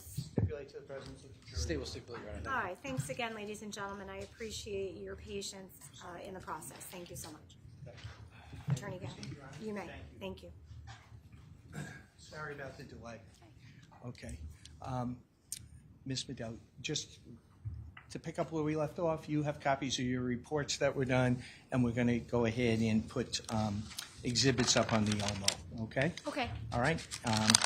And you told me that Morganti did the knowns, and then you subsequently did the analysis, correct? The comparisons to the known yes. Yep, okay. And that was the submission from the Ansonia Police Department. Pete, could you put the front of Exhibit V on there?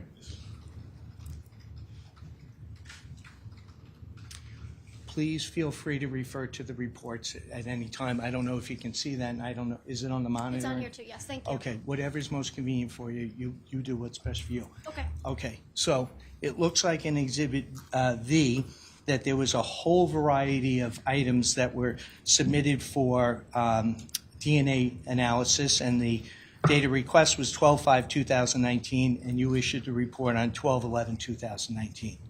That is correct, yes. Okay, great. And on the left-hand column, they're identifying numbers in regard to the items that were tested. Is that correct? Correct, Okay, great. And those are the lab numbers, yes, right?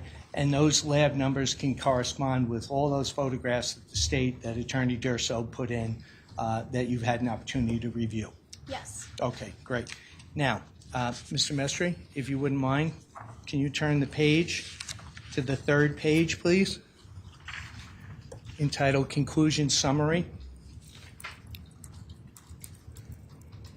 Can you see that? Yes. Great. I want to go through these with you. Tell us what the conclusion summary is. Conclusion summary is just a table to kind of give you a quick synopsis of the item number, the description of that evidence, the type of profile that was obtained from that evidence, and then the two knowns are listed across the top to show what in short, was the conclusion to those items of evidence versus me reading all the words that I read before in the conclusions. Thank you for doing that. Okay. So where we have the evidence description on the left-hand side, and then you have the knowns for Christine Holloway and Jose Morales on the right side. Is that correct? Correct, yes. Okay. So I'm going to go through the report with you here, okay? Okay. And we're going to go to the first item. It says swabbing's leading edge of one nail clipping left hand, right? Yes. And that was from Christine Holloway, correct? Correct. Okay, so the material that was on the swab of the left-hand nail clipping was tested by you, and Jose Morales was eliminated, correct? Correct. He was not the source of what you analyzed. Correct. Terrific. Let's go to the next one. The leading edges of the remaining clippings of the left hand. You analyzed that? Yes. I'm just going to assume that you analyzed all these, Yes, okay? Yes, I did, yeah. All right, if you're comfortable with that. What was the status in regard to Mr. Morales? Was he eliminated from that? Yes. Okay, now let's go to the right hand, the third item. Tissue-like material from fingernail clippings of the right hand. Was Mr. Morales eliminated? Yes. Could you just tell the jury what tissue-like material is? It is just from the body. It'll be a chunk of skin. Okay, all right. So that's compared, and you have the known for Mr. Morales, and he was eliminated, correct? Correct. All right, great. And the last one, in regard to the hands, the leading edge nail clippings of the right hand of Miss Holloway, was he eliminated? Yes. Okay. let's move away from the clippings from the hand now. And then I see a stain near the bottom of the scene of the trash bag, correct? If you could just tell me what number you're on. I'm sorry, It's okay. 004-001. Okay, yep. Okay, I'm just going to go right down Okay, that's fine. the list with you, okay? Okay. And was Mr. Morales also eliminated from that? Yes, he was. Swabbing from the exterior flap of the trash bag. The finding is he cannot be eliminated. Correct. He cannot be eliminated. Okay, just tell the jury what cannot be eliminated means. Cannot be eliminated was that partial match between the known profile and the evidentiary profile. So even though all of his types weren't seen in the evidentiary profile, some of them were, and it's still a positive association. Okay, so it's a situation where maybe part of the DNA matches up, but not all of it? I detected only part of the types of him. Like, it's a mixture profile. Some of his types were not detected at all the tests that we performed. Terrific. Okay. Now, the next one was the swabs, gas, and brake pedal. Do you see that one? Yes. Okay. The finding was inconclusive. Yes, that was inconclusive back then, but I have issued an amended or supplemental report to actually report out that likelihood ratio, since our protocol now is to report out anything above 1. Right, and I'm going to go through that report with you as well. Okay. Okay, but as of the date that you did this, that was inconclusive. Correct. The gear shifter, what was the result of that, please, in regard to Mr. Morales only? He could not be eliminated. Okay, and just tell us what that means. That was the same thing that I just talked about, the partial match. Okay. The next was a swab from the BLS, blood-like stain from the front passenger interior door handle, correct? Yes. And how about Mr. Morales there? He was eliminated. Great. Now, we're going to talk about some hammers that were submitted. And I take it that these were just submitted by the Ansonia Police Department, and you don't know where they came from or how they were obtained. I don't recall. Some of the evidence submission paperwork might document where they came from, but as of right now, I don't recall where they came from. Probably better to ask the Ansonia officers about where they were found. That might be better, yes. I would think so too. Okay, but let's just talk about your analysis while you're here, okay? The first thing says swabbing handle of hammer. You see that one? Yes. And what's the result of that? In comparison to Jose, Yes. he cannot be eliminated as a contributor to that mixture. Okay, so that's the partial that you told us about. Correct. Okay, let's go to the next one, the face of head of hammer. Same conclusion, cannot be eliminated. Okay, and then the next submission was bristles of hairbrush, and we're not going to go into that because there's no results, okay? Okay. All right, so we're going to go down now to, just to call your attention, is 12-001, swabbing handle of hammer. Correct, yes. Okay, and what about Mr. Morales on the handle of a hammer? He was included as a contributor to that mixture. Okay. Do you happen to know, are all of these exhibits, because they're, for example, it looks like Exhibit 9 is a hammer, Exhibit 12 is a hammer, Exhibit 13 a hammer. Are they different hammers? I would believe so, because each exhibit has a different number. Okay, great. 12002, swabbing the face, the head of the hammer. What's the result there? Jose cannot be eliminated as a contributor. Okay, and the swabbing of the handle of the hammer? Also cannot be eliminated as a contributor to that. Okay, and then we have swabbing of the face of head of hammer. He's eliminated as that. Okay, and swabbing of the handle of the hammer, which is now Exhibit 14, Submission 14. He's eliminated as a contributor to that mixture. Okay, thank you. We're going to move on to the next report, if it's okay with you. Yep. Okay. Mr. Mestri, what's the next exhibit number there? 150, And what's the date of that report? 12/13/2019. Okay. Can you call up the data report 12/13/2019? Yes, supplemental DNA report. Right. Okay. And during the course of investigation, it's not unusual that you have an original report and then there can be multiple supplemental reports as other evidence is submitted or other tests are done on items. Is that correct? Correct. That's And that's what happened in this case. Yes, I tested a little evidence at a time, and a report is issued every time I do a batch of testing. Great. And that's just to be consistent with the integrity of the testing and the results. And yes, we can't test 200 pieces of evidence at once. It's a Okay. little too much. All right. Mr. Mestri, could you put up, I'm sorry, what exhibit number did you say the next one was? 150. 150. So this was entered by the state previously, and that date of that report is 12/13/2019. Okay? Yes. You're familiar with this report? Yes, Just so I don't have to ask you, you authored all these reports? I did, yes. Yeah, okay, great. And then, Mr. Mestri, if you wouldn't mind turning to page 3 of the report.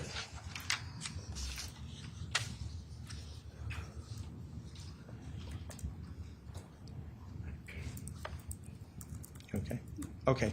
So now we're going to go through this report. The first submission says human hair, okay? Yes, And Christine Holloway assumed. correct. Could you just tell the jury what that means? Again, that's when you would expect someone's DNA profile to be on a sample because it was collected from their body. So this was a hair collected from her body. So when I look at the profile and see that her types are there, then I just assume her to it. Because you would expect scientifically to have her own DNA on something collected from her own body. Right, yeah. If you pulled a hair from what's remaining on my head, you would expect to find DNA, my own DNA, on that pull. Correct, yes. Okay, great. Okay, and how about Mr. Morales on the human hair, the first one that was analyzed? He cannot be eliminated as a contributor to that Okay. mixture. We're going to go right down the list, okay? Yep. The second human hair, how is Mr. Morales, what was the results regarding the analysis involving Jose Morales? He's eliminated as the source. And the third one? Eliminated as the source. Okay. Now we're away from the human hairs, and now we go to exterior heel of the left sneaker. Okay? Yes. Right? And it says under Christine Holloway, consistent with source. Yes, so this is I obtained a single source female profile, and comparing her to that sneaker profile, she was consistent with being the source of that profile. Yeah, those were her sneakers, correct? I don't. If you know. I don't know because that's why I didn't assume her to those. If I knew those were her sneakers, I may have assumed her, but I'd made the comparison because I didn't know at the time. Okay, that's totally fine. Because where the sneakers come from the submitting agency, you're not involved in that. Sometimes it's documented on my paperwork, but at the time I might not have known. So instead of assuming her, I gave the statistic and the probability for that.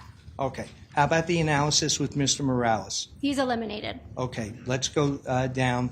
Interior heel and tongue area of the left sneaker. How about Mr. Morales? He cannot be eliminated. Partial Okay. match.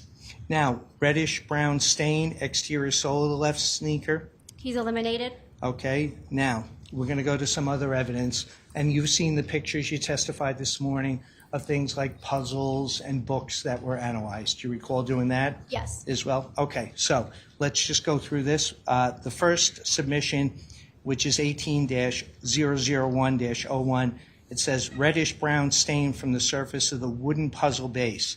What was the result of the analysis with as it affected Mr. Morales? He's eliminated as the source. Okay, and the next one down, the wooden puddle, another stain on the wooden puzzle base. Also eliminated as the source. Okay, the Sydney the Shark book.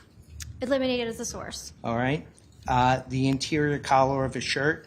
He is included in that mixture. Okay, and just tell us what included means. That means that all of the types in his profile are present in that mixture profile from the evidence. Right. Okay, and how about now we go to a reddish brown stain front left of a shirt. He is eliminated as the source. Okay, reddish brown stain front right of the shirt. Eliminated as the source. Back heel of left sneaker. Eliminated as the source. Reddish brown staining front top of left sneaker. Eliminated as the source. Reddish brown stain back of right sneaker. Eliminated as the source. Okay, thank you. We're done with that report. Mr. Mestri, could you just tell me what the next report is? 151. And what's the date of that report, sir? 1520. 1/15/20. Do you have, Ms. Maidell, do you have that report there Yes. for your review? Supplemental DNA report 2, yes. Okay, so just tell us, I know you said that an original report is generated and then we have supplements, and when you have supplements, do you mark them supplement 1, 2, 3, 4, 5, 6, 7. Correct, chronological order. And that's what you did in this case, right? Yes. Okay. And Mr. Mestre, could you just show us the front of that exhibit, please? Okay. And were these the items that you continued doing DNA analysis on? Yes. Okay, terrific. Mr. Mestre, if you wouldn't mind, would you turn to the conclusion, excuse me. Could you, Mr. Mestre, could you go to page 2 for me? 2 of 15.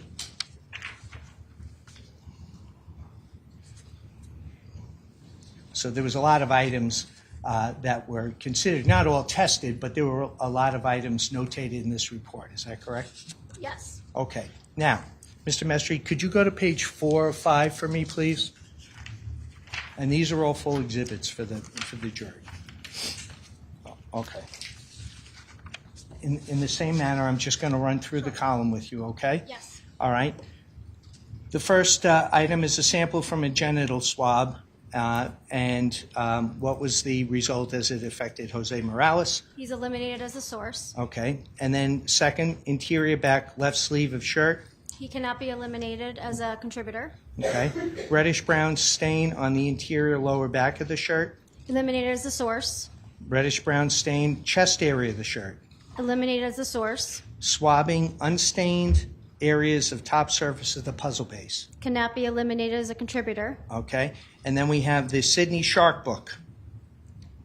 Eliminated as a contributor. Right? Bath time book. Eliminated as a contributor. And then we have an unstained area of the bath time book. Cannot be eliminated as a contributor. Right? The Bible reader's book. Eliminated as a source. Swabbing unstained area of the Bible reader's book. Cannot be eliminated as a contributor. Okay. What makes a rainbow book? Eliminated as a source. Unstained area of what makes a rainbow book. Eliminated as a contributor. Then we go into the Crocs. You saw the pictures of the pink Croc, right? Yes. Did you test 1 or 2 Crocs, do you recall? I believe it was just one. I think so too. Okay, thank you. The unstained area of the Croc, what was the result as in regard to Mr. Morales, please? Cannot be eliminated as a contributor. Okay, and then the unstained area of the interior of the Croc, Cannot be eliminated as a contributor. the exterior outside sole of the Croc, Eliminated as a source. the reddish-brown stain on the Croc. Eliminated as a source. Okay. Now, swabbing RB debris from 2 HLFs, I think is hair-like fibers. Is that correct? That is correct, yes. Okay. And what was the results there? That was an inconclusive result. Okay. Next one, reddish-brown staining side A of a bath towel. He is consistent with the source. Okay. And the side A of the bath towel. He's included as a contributor. Okay. Just tell us what's the difference between consistent with the source and included. Consistent with the source is when you have a single source profile. Included is when you have a mixture profile that you're comparing to. Okay. So the reddish-brown stain side A is a mixture, meaning that there's more than one person's DNA that's there. That's correct. Great. Okay. The last one on that page, please, the upper portion of the toothbrush. Eliminated as a contributor. Okay. We're just going to go over to the next page. The mouth portion of a straw. Eliminated as the source. Okay. Now, let's go to the diaper pail. Reddish-brown stain exterior upper back of the diaper pail. Eliminated as a source. Okay. The ridge of the diaper pail. Eliminated as the source. The swabbing of the unstained areas of the diaper pail. Eliminated as the source. And finally, the unstained areas of the exterior body of the diaper pail. Eliminated as the source. If you recall, and I know it's been 5 years, when the puzzles and the books all came, were they packaged together in one evidence bag at the time that you obtained the swabs? That would have been a question for the forensic biology person because I didn't examine the actual books and puzzles. The forensic biology examines those pieces of evidence, makes swabbings, makes cuttings, puts them in little tubes for me, and that's what I actually get is the tubes of the swabbings or cuttings to do my testing. Thank you. Okay. Mr. Mestre, what's the next exhibit number, please? 152, data report, 115. Okay. Can we go to that report Yes. as well, please? Supplemental DNA report 3. Okay. Now, and Mr. Mestri, if you could just put the front page up there for us. Okay. Your Honor, this is what I represent is going to be tied in with later testimony, but we're going to utilize, with the court's permission, of course, Ms. Maidell at this point. Okay. So there's only a few items that were there, and you testified this morning in regard to your analysis of these items. And I think you said that there were white fragments, and I thought I heard you say that maybe they were combined and put in a blender in order to get a DNA profile. They were combined. Submission 34 and 36 were combined and put into what we use a freezer mill, it's called, to pulverize the bone fragments. I'm sorry, what was the name It's of that? called a freezer mill. Freezer mill. Yes, where we put them in a cylinder, we put them in this machine, I add liquid nitrogen, so it gets freezing cold, and you pulverize it into a powder. Great. Okay. Mr. Mestri, could you just turn to page 2, please? This is a short one. So the pieces of the white fragment that had been combined, number 34 and 36, what was the results of your DNA analysis as it was compared to Mr. Jose Morales' known submission? He was eliminated as the source. Great. Okay. Thank you. Mr. Mestri, Exhibit 149, and the date? 2/20/2020. Okay.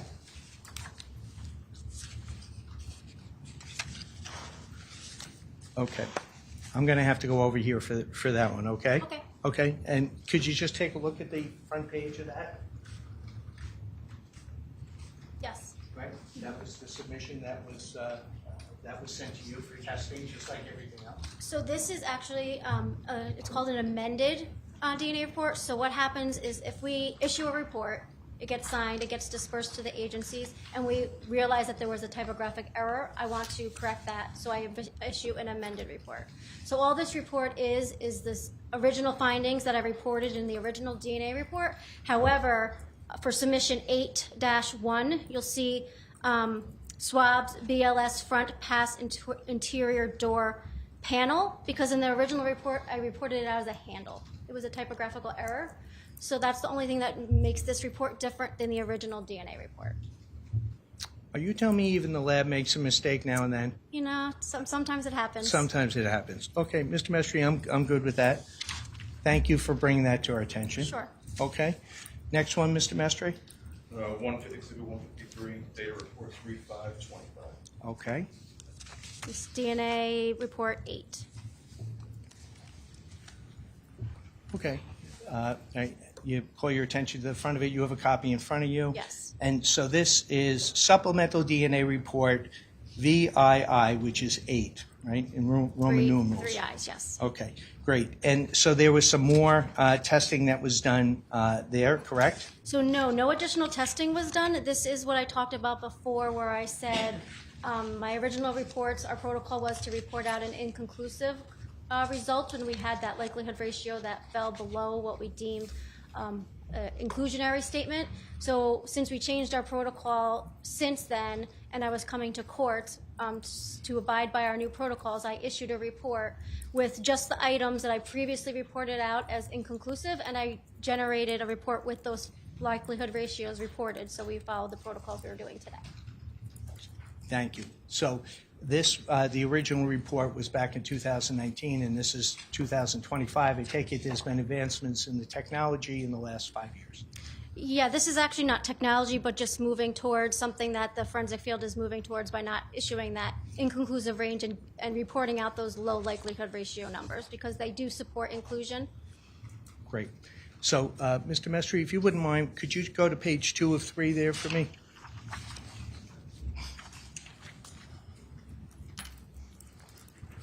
Okay.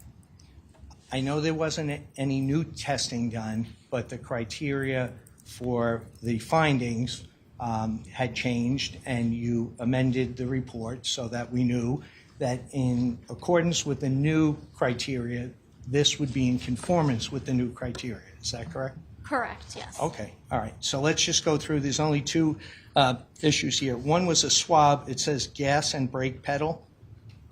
Correct. right? Okay. And then you said, in regard to Jose Morales, consistent with contributor? Correct. Okay. And just tell us, because we're almost done here, what's consistent with contributor mean again? So consistent with a contributor is the same as what I described as being consistent with being a contributor. So his types were present in the DNA profile for the evidence. Okay.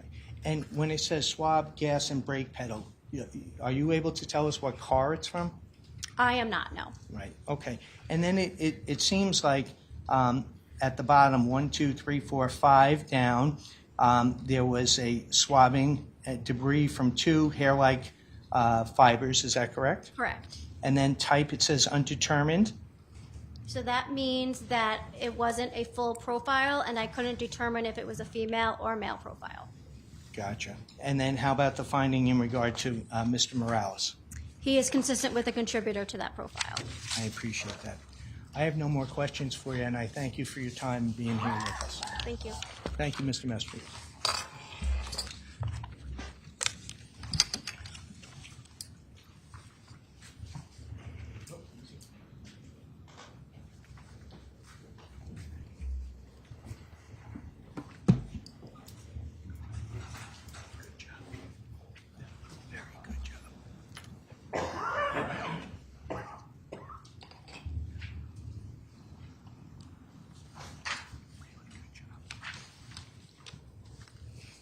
Your Honor, I'm noticing time. I don't know if that would be a good time to take a lunch recess. You're going to be going into the lunch hour is what you're saying? If you go. All right, so why don't we do that? We'll keep it after lunch. So court is going to move into the lunch recess. Before I do, I just want to remind the jurors once again of the responsibilities that you took when you took your oath and the instructions that this court has previously given you, okay? Enjoy your lunch. We'll see you back at 2. Thank you. Court stands in recess until 2.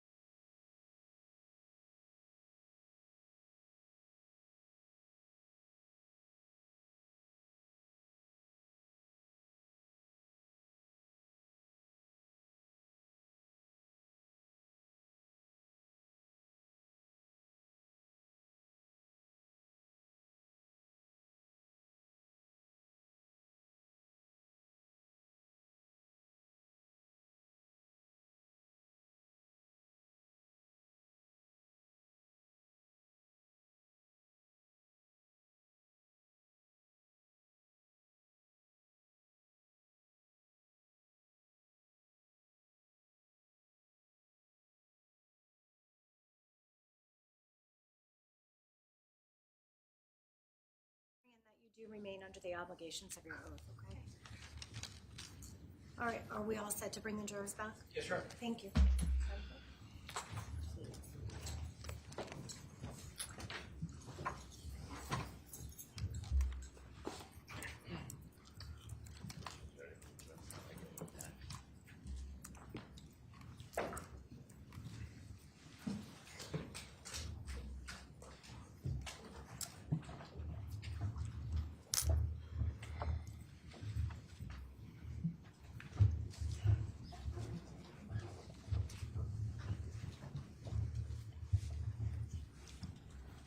Until we need it, right? Just put it.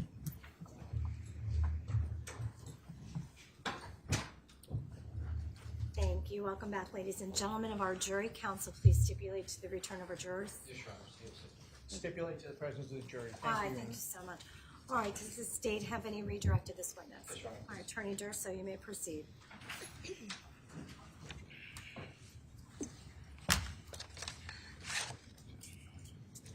Good afternoon, Ms. Maidell. Good afternoon. I want to ask you a little bit about the number of the pieces of evidence that you test. I know there was a question on cross-examination about the number of items that were tested. Is the number of items tested, is that up to the lab? How does that Yes. work? Yes, depending on the type of crime committed, we do limit some of the items that are tested depending on the crime. So like, for instance, a burglary, typically we only test 2 pieces of evidence for a burglary. For homicide, we do not limit the number of testing overall. However, we do try and prioritize evidence so that we're only doing a certain amount at a certain time. So in other words, a submitting agency wouldn't submit 300 pieces of evidence at once if it was a murder investigation? No, not typically. Okay. So typically it would be how many pieces of items at any given time? There's no like steadfast number, but if they want to, they kind of talk with case management or the sections on trying to prioritize which evidence would be the most probative to test first. Okay. So I want to ask you a little bit about States 149. Counsel went through the report with you. That's the amended DNA report, which I believe was your testimony is a mirror of the original DNA report, subject to that one little change in the beginning. Yes, the one typo of the name of the evidence. So whenever there's a typo, you would issue a different report? You or would a new issue, report? yeah, you would call it an amended with the same number of the report. What happens if you found there was a statistical error in your reports? What would you do then? Also, issue an amended report with the correct statistic. Showing you States 149.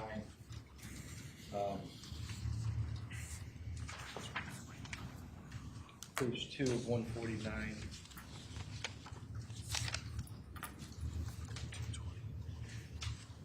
Specifically directing your attention to submission 4-1. On 149, it indicates that was positive for the presence of blood, does it not? Yes. Okay. And if we go to the corresponding next page, page 3 of 149, 4-1, that would have been a swabbing. I'm pointing here, 4-1, swabbing, reddish brown stain near bottom seam of trash bag. Yes. Okay. And counsel had indicated to you that Mr. Morales was eliminated there, Yes, he is. but under the column that says Christine Holloway, what does that mean, consistent with the source? So basically, the profile that I developed was a single source female profile. And when I compared Christine to that female profile in the evidence, she was consistent with being the source of that evidence.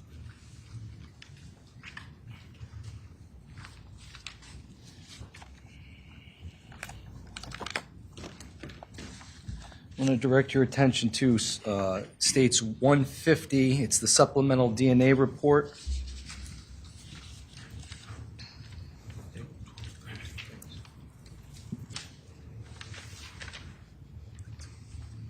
Okay, can you see that?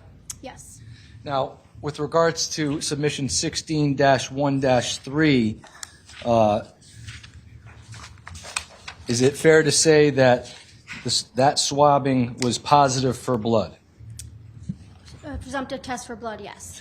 With regards to submission 19-2, 19-3, 26-1, were those also presumptive positive for blood? Yes. 26-1-1, 26-1-2, were those also positive for blood? Presumptive, yes, blood. And 26-2 and 26-2-1, were those also positive for blood? Yes. Okay. Now, I want to direct your attention to page 3 of the report. Those same submissions that counsel went through with you with regards to this piece of evidence, Mr. Morales was eliminated from all of those, correct? He cannot be eliminated from 2 of them. Okay. With regards to 16-1-3, can you tell us what type of profile was generated there? That was a single source female profile. Okay. And that was consistent with Christine Holloway? Correct, yes. And 19-2, again, the type of profile generated there? A single female profile was consistent with the Christine Holloway. And 19-3, again, a reddish-brown stain, exterior right front of side of shirt. What type of profile was generated there? Single source female. 26-1-1, tissue-like material, back heel left of left sneaker. What type of profile was generated there? Single source female. And again, consistent with Christine Holloway? Consistent with the source, yes. 26-1-2, what type of profile was generated there? Single source female. And 26-2-1, what type of profile was generated there? Single source female. And again, consistent with Christine Holloway? She cannot be eliminated from 26-1-2 and 26-2-1, consistent with the source. Now, what's the difference between cannot be eliminated and consistent with the source? Cannot be eliminated is, again, when you have a partial match between the evidence and the known sample. So we didn't detect all of her types and where we had results.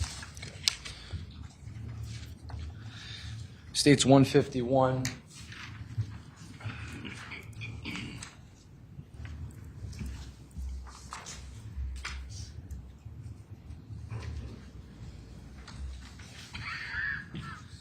Now, states 151, I want to direct your attention to 17-5. Again, 17-5 and 17-6, those were positive for blood, presumptive presence of blood. Correct, yes. In 20-3 and 20-4, positive for the presumptive presence of blood. Yes. In 35-1 and 35-3, again, positive for the presumptive presence of blood. Yes. Page 4 of that same exhibit.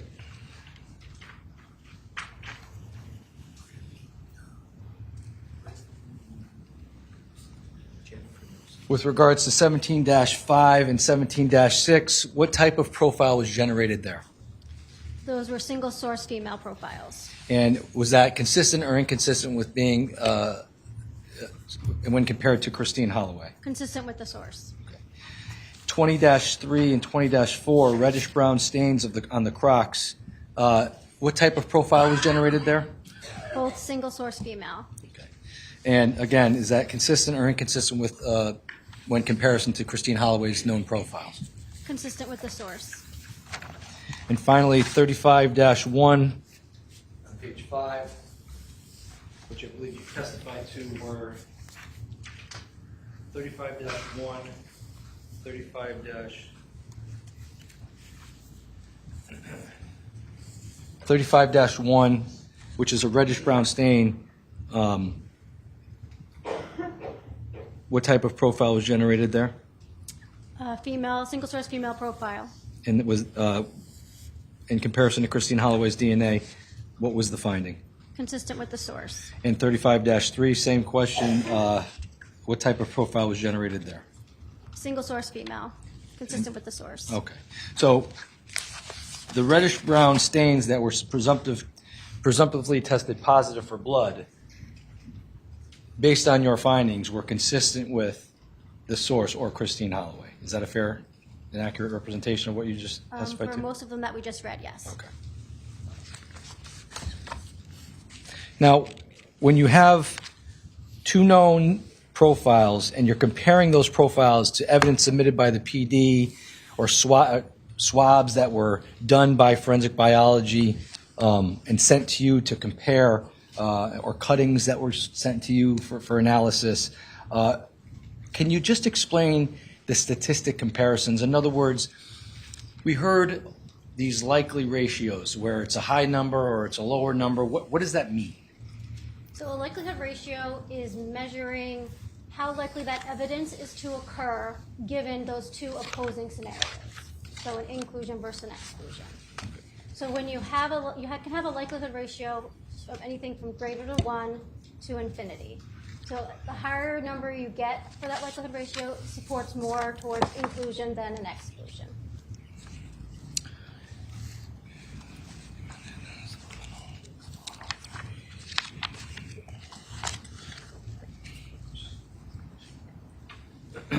So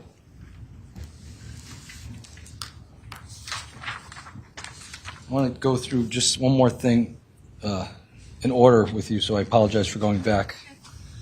I want to direct your attention to State's Exhibit 149, page 5.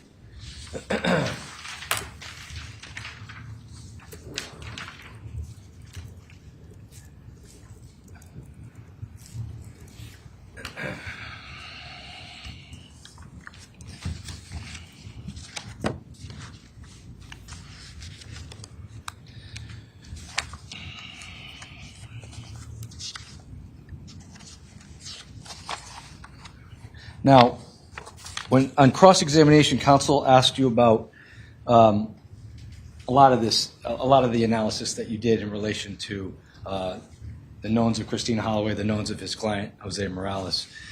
I want to direct your attention to 4-5. There was a swabbing of the exterior opening flap areas of the trash bag, that contractor bag. Now, the profiles that were generated was a mixture? Yes, it was Okay. 2 contributors. And Christine was included? Yes. Okay. Now, when you say that Jose Morales cannot be eliminated, directing your attention to page 5 of that report, what does that mean in relation to cannot be eliminated? So again, he was a partial match to that profile, but when we did the likelihood ratio to see, given that evidence, how likely he was to be a part of that mixture, it was 550 million times more likely to occur from him and one unknown person than if it originated from 2 unknown people. Okay. I want to direct your attention to States 150.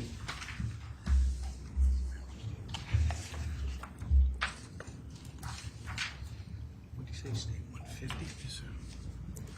So,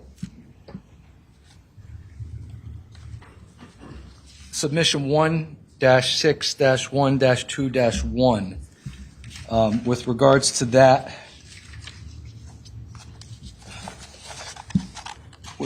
that, submission, counsel went through that with you and indicated there was a mixture, right?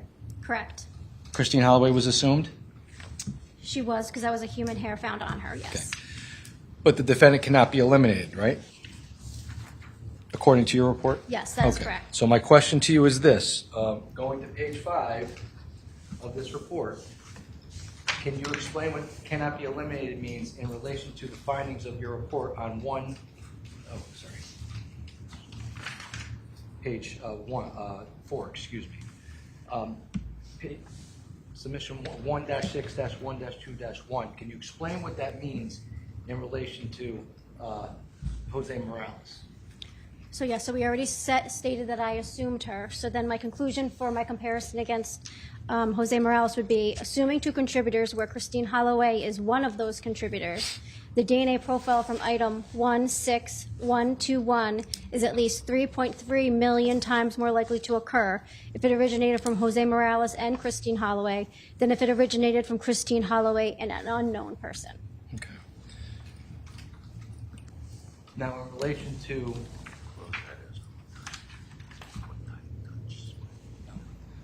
Do you know, with regards to that particular submission, do you know, you said it was a human hair. Yes. Now, what does that mean in relation to the hair as opposed to, was there anything, could there have been something on the hair? What does that mean? All I can say is that we know it was a human hair, and we developed a mixture of two people, and a human hair from one person would generate a single source profile. So there was something on that hair to make it become two people. I can't tell you what that was, but where the DNA came from, but there was two people detected in that hair sample. Okay. Do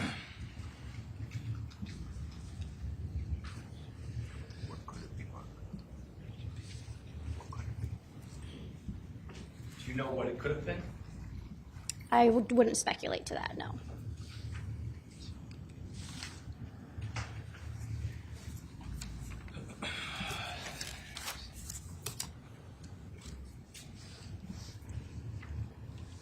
Now, 16-1-2, submission 16-1-2, that was a swabbing of the interior heel, tongue area of, did we go over that already? Oh, swabbing of the interior heel area of exterior inner sole, I'm sorry, interior heel, tongue area of the left sneaker. That would be what was referenced on page 3 of that report. And can you tell us if,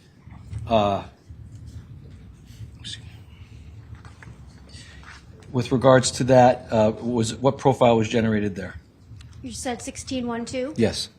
That was a mixture of 3 contributors, with at least 2 of them being male. And was Christine Holloway included there? Yes, she was included in that mixture. And with regards to the defendant, he cannot be eliminated. What does that mean in relation to your findings in your report on page 5? That was a partial match, and assuming 3 contributors, the DNA profile from 16-1-2 is at least 100 billion times more likely to occur if it originated from Jose Morales and 2 unknown individuals than if it originated from 3 unknown individuals. Okay. I'm going to direct your attention to states 151.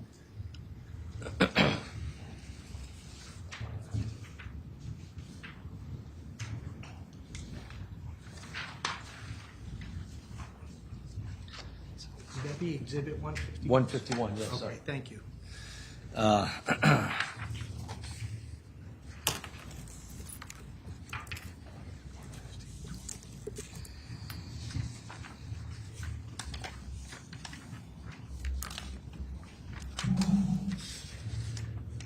Now, supplemental report, DNA report number 2, page 5, submission 17-4. According to the report the council went over with you, it was a swabbing of the interior back left sleeve of the shirt. Yes. And what type of profile was generated there? That was a DNA profile that was consistent with being a mixture of at least 3 contributors, with 1 of them being male. And with regards to Christine Holloway, what were your findings? She, assuming 3 contributors, the profile from 17-4 is at least 100 billion times more likely to occur if it originated from Christine Holloway and 2 unknown individuals than if it originated from 3 unknown individuals. And with regards to the defendant, it says cannot be eliminated in relation to your likelihood ratio. Can you explain that? Yes, so it was a partial match when I did the likelihood ratio. Being a 3-person sample, the DNA profile from 17-4 is at least 100 billion times more likely to occur if it originated from Jose Morales and 2 unknown individuals than if it originated from 3 unknown individuals. And it's billions with a B? Yes, 100 billion. Yeah. All right. Now, 18-1-3 in that same report, swabbing of the unstained area top surface of the puzzle base. What type of profile was generated there? That was a DNA profile, 2 contributors. And was Christine Holloway included in that? Yes. And how about the defendant?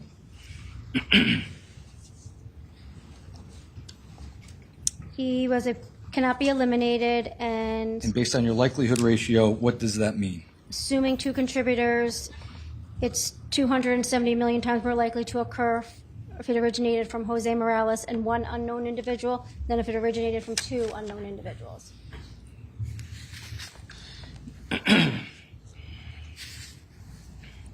Now, I want to direct your attention to 18-3-2, which is reported as a swabbing of an unstayed area of exterior bath time book.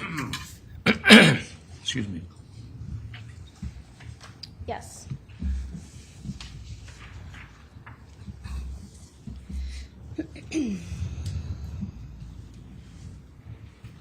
Now, in relation to this particular submission, what type of profile was generated? A mixture of 3 contributors. Was Christine Holloway included?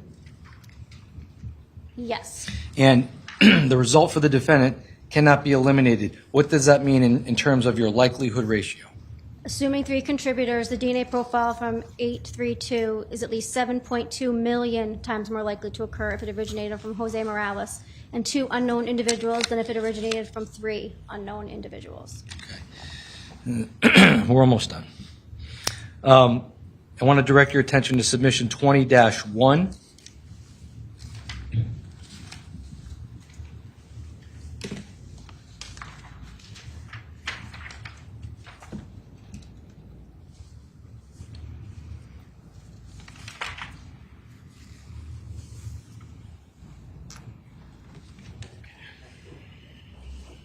Now, with regards to 20-1, can you tell us what type of profile was generated there? That was a mixture of 3 contributors with at least one of them being male. And with regards to the defendant, he could not be eliminated there. What does that mean in relation to your likelihood ratio? Assuming 3 contributors, the DNA profile from 20-1 is at least 100 million times more likely to occur if it originated from Jose Morales and 2 unknown individuals than if it originated from 3 unknown individuals. And lastly, submission 20-2, which is a swabbing of an unstained area of interior of the Crocs shoe. Profile generated there, what was that? A mixture of 3 contributors. And with regards to the defendant, he cannot be eliminated. What does that mean in regards to your likelihood ratio? Assuming 3 contributors, the DNA profile from item 20-2 is at least 46 billion times more likely to occur if it originated from Jose Morales and 2 unknown individuals than if it originated from 3 unknown individuals. And that's billion with a B? Correct, yes. May I just have a moment, Your Honor?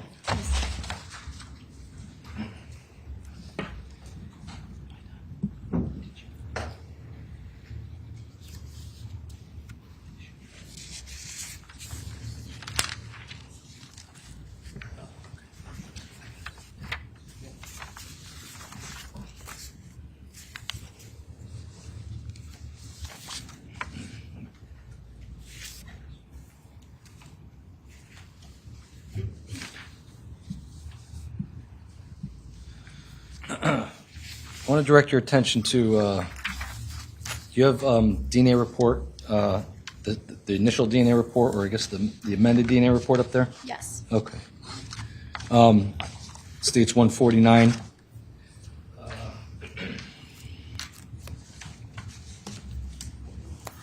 Just tell us what. 149. 149, thank you. Counsel asked you about fingernail clippings and testing done on the fingernail clippings. And in relation to those particular submissions, I believe those were submissions 1-5-2-2, 1-5-2-3. With regards to the analyzation that you did on those submissions where Christine Holloway was assumed and Jose Morales was eliminated, can you speak to whether or not the DNA can be present there that you won't necessarily detect? Is that something that happens? Why was those areas examined, I guess is my question. So the fingernail were tested because they were submitted by the OCME, and I don't know who requested, if it was the PD or if the forensic biology thought they would be should be tested. So they sent them to DNA, and then I tested them and developed a single source female profile. That's all I could detect there. That doesn't mean that there isn't other DNA there, but all I could detect was the single source female profile. If there was a large amount of blood, red blood-like substance on the fingernails, could that interfere with potentially detecting other DNA on fingernails? That is possible because blood has so much DNA that if you have a blood stain with just a little bit of touch or trace DNA, that can outcompete that smaller amount of DNA, and just all you'll detect is the larger amount of DNA there.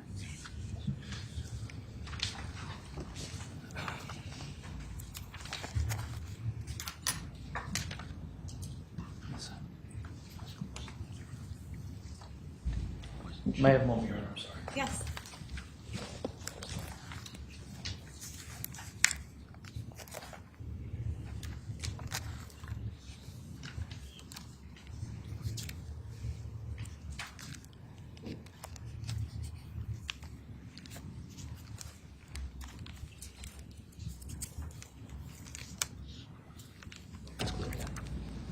Thank you, Your Honor. I have no further questions. Attorney Gavin? Thank you, Your Honor. Yep. Hi, Ms. Maidell. How Hello. are you? Good. Just have a couple of questions for you. It looks to me like on the testing summary of some of the reports, the testing summary shows screening, and then there's a column that says positive, or I guess it could be negative too. Correct, yes. And that's a screening from the biology section of the lab for the presumptive test to determine the presence of blood. Is that correct? That is correct, yes. And that's a different section of the lab than your section of the lab over at DNA analysis, correct? Yes, we kind of intertwine a little bit. I am competent in doing KM testing. We just, to make the process more efficient, when they're collecting the sample, they do the KM testing there. But that's why have them on my reports, because I am proficiency tested twice a year and do perform KM testing when needed. Tell us, do you know somebody named Jennifer Nelson? I do, yes. Who is Jennifer Nelson? She was the forensic biologist on some of the evidence in this case. Right, and she was in the biology section, and she tested for the presumption of blood on a variety of different pieces of evidence that were submitted by the agency. Is that correct? Yes, I believe so. Okay. So when your report has the column and it says presence of blood plus plus, was that generated from the findings of Ms. Nelson? Yes, that is correct. Right. And she was here and testified yesterday here. So would you agree that you didn't do any of the presumptive blood testing? I did not do any of the testing. And that was all done under the KM, the Kastle-Meyer test that you discussed? Yes. Right? Yes. Okay. And you're aware, as she has testified to, all the limitations with the Kastle-Meyer test regarding the inability to determine the difference between human blood and animal blood for one fact, correct? Yes, that is correct. Right? And then there's also the risk of false positives with that test when the oxidizing agents like copper and nickel can cause false positives. Is that correct? That can happen, yes. Okay.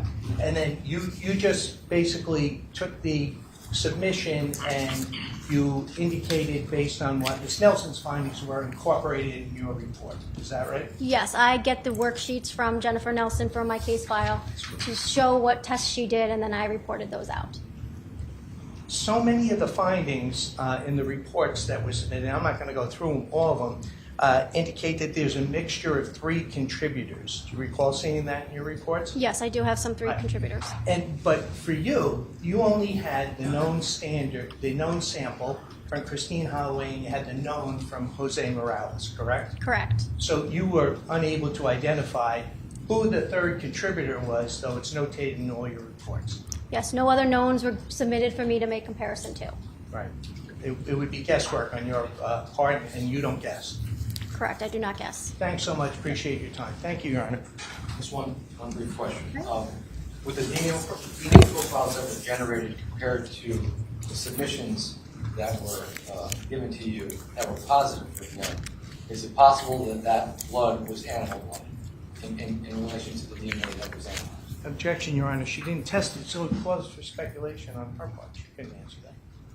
Only if she has a foundation, counsel, so sustained at this point unless you want to lay a foundation.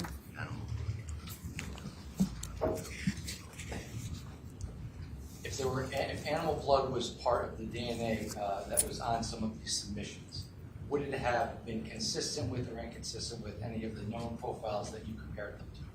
Well, I can't testify that the blood was only human. I don't know if there was animal blood there because we didn't test for it. We didn't test for human blood either, so I just... But you can't testify to the fact that the DNA that was compared to, the DNA that was submitted to you compared to the knowns was consistent with Christine Holloway's blood on Christine Holloway's DNA on a number of those submissions. I did develop human DNA profiles that I compared to knowns from humans.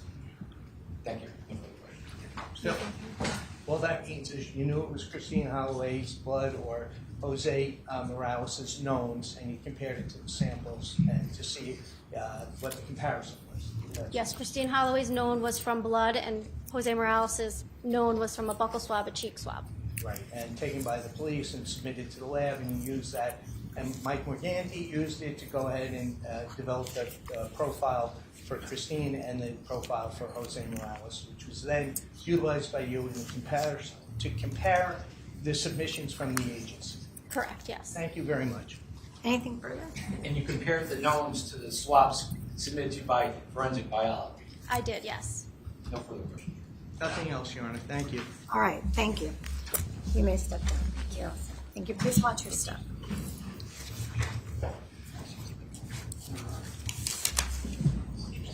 Okay, Pete, you can take this.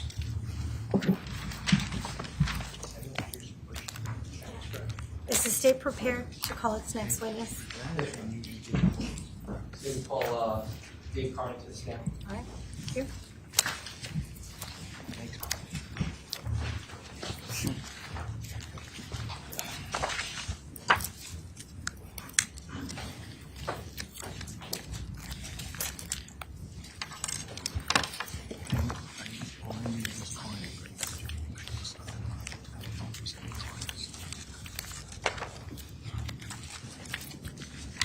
And this is just copies of stuff.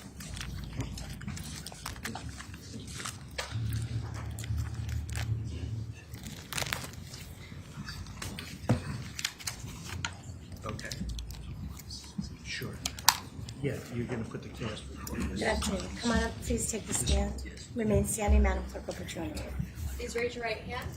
Do you solemnly swear or solemnly and sincerely affirm, as the case may be, that the evidence you shall give concerning this case shall be the truth, the whole truth, and nothing but the truth, so help you God, or upon penalty of perjury? I do so swear.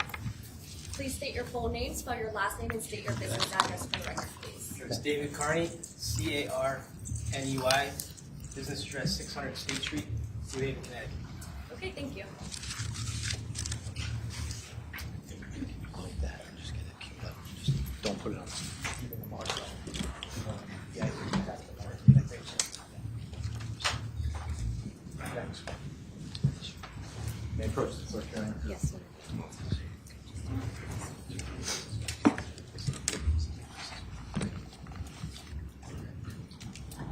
Should we approach it? Can we do that real quick? I can put it on the record. Okay, that's fine. Hi, Your Honor. Good afternoon, Attorney General. Agent Carney has developed a CAST report, which is a cellular phone call analysis. Yes. And I've been provided a copy of the report. I have no objection. There's also contained a DVD that the state is going to introduce. Call detail records, Your Honor. Thank you. Which I have no objection to, because it may just be easier to show it through the computer than page by page. All right, thank you. So I don't know what's the CAST. For the court's benefit, we Sure. would be proposing states 160, which is call detail records, and 161, which is a hard copy of Mr. Carney's report. And then 162 is for ID only, but I had mentioned to counsel, it's an electronic version of his report that I'd like to show published to the jury, if that's okay. It's an identical copy. Attorney General. I have no objection, and I've been given the call detail records as well. So everything's been provided to the defense, Your Honor. I have no objection to it. Okay, all right. So then if you're going to put that in, are you putting that in its full then, I was going to put these two the in its electronic full. version? Electronic versions. But the electronic version is the one we're publishing, Okay, so so that's fine. technically I'll put them that both. should be in its full. That's fine. Okay, great, thank you. So with no objection, the court will take into evidence, states is it 160, 161, and 162? 160, 161, and 162? 159 is what you I, told me. yeah, Oh, I I'm thought it was sorry. 159. 159? 159 is which one? I'm sorry. 159 is the electronic version of the CAS report. Okay, 160 is the call detail records. thank you. And then 161 is the hard copy version of the CAS report. 161, thank you. Okay? All right, so court will Thank accept. you, Your Honor. You're welcome, thank you. Court will accept into the record as full, on behalf of the state, no objection by defense, 159, 160, and 161, and we can move forward, Attorney Durso. Thank you, Your Honor. Thank you. Good afternoon. Good afternoon. Can you please tell us who you work for? Sure. Work for the FBI here in Connecticut And how long have you been working for the FBI? since December of 2010. And what are your current responsibilities? Currently, I'm assigned to the New Haven Violent Crime Task Force. Specifically, I do my duties as a CAST agent. Now, what is a CAST agent? CAST stands for Cellular Analysis Survey Team. And what does that mean? What does the CAST team do? So CAST is a group of approximately 90 special agents and task force officers who are specifically trained in analysis of historical cell site information and call detail records and other geolocation files. We provide there's three real things we do. One, we work in emergency and exigent situations when we're trying to find or locate a phone associated with a missing person, a kidnapped person, a violent fugitive, things of that nature. Two, like we're going to talk about here today, we analyze historical records associated with crimes, hypothetically a murder.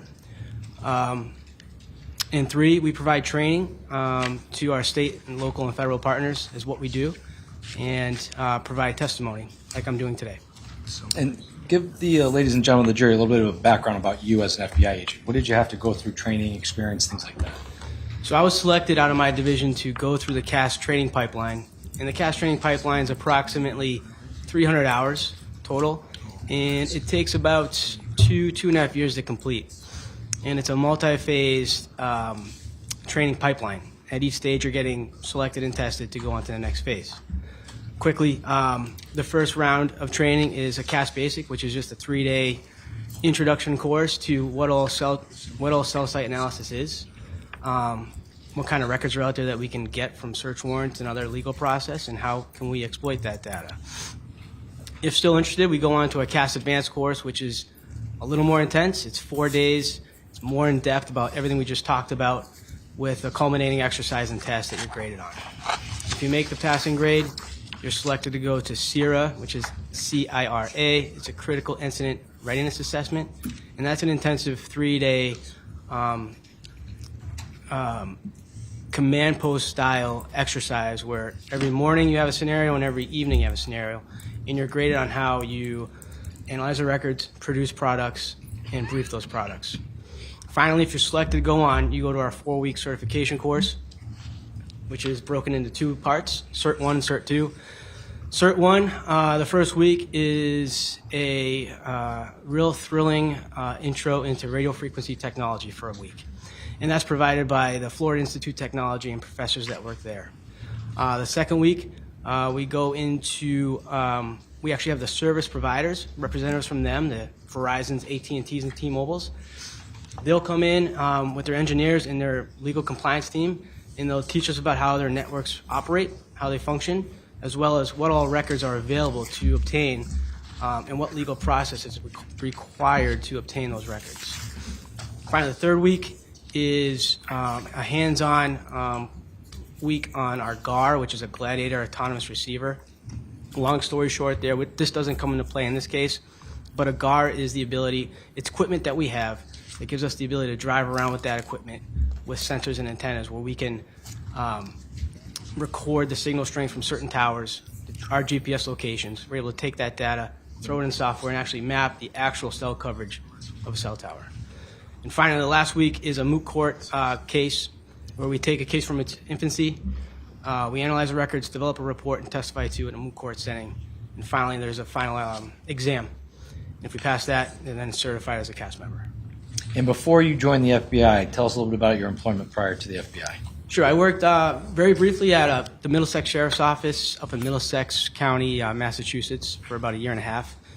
I was also a intelligence officer in the United States Marine Corps for 4 years out in San Diego. And how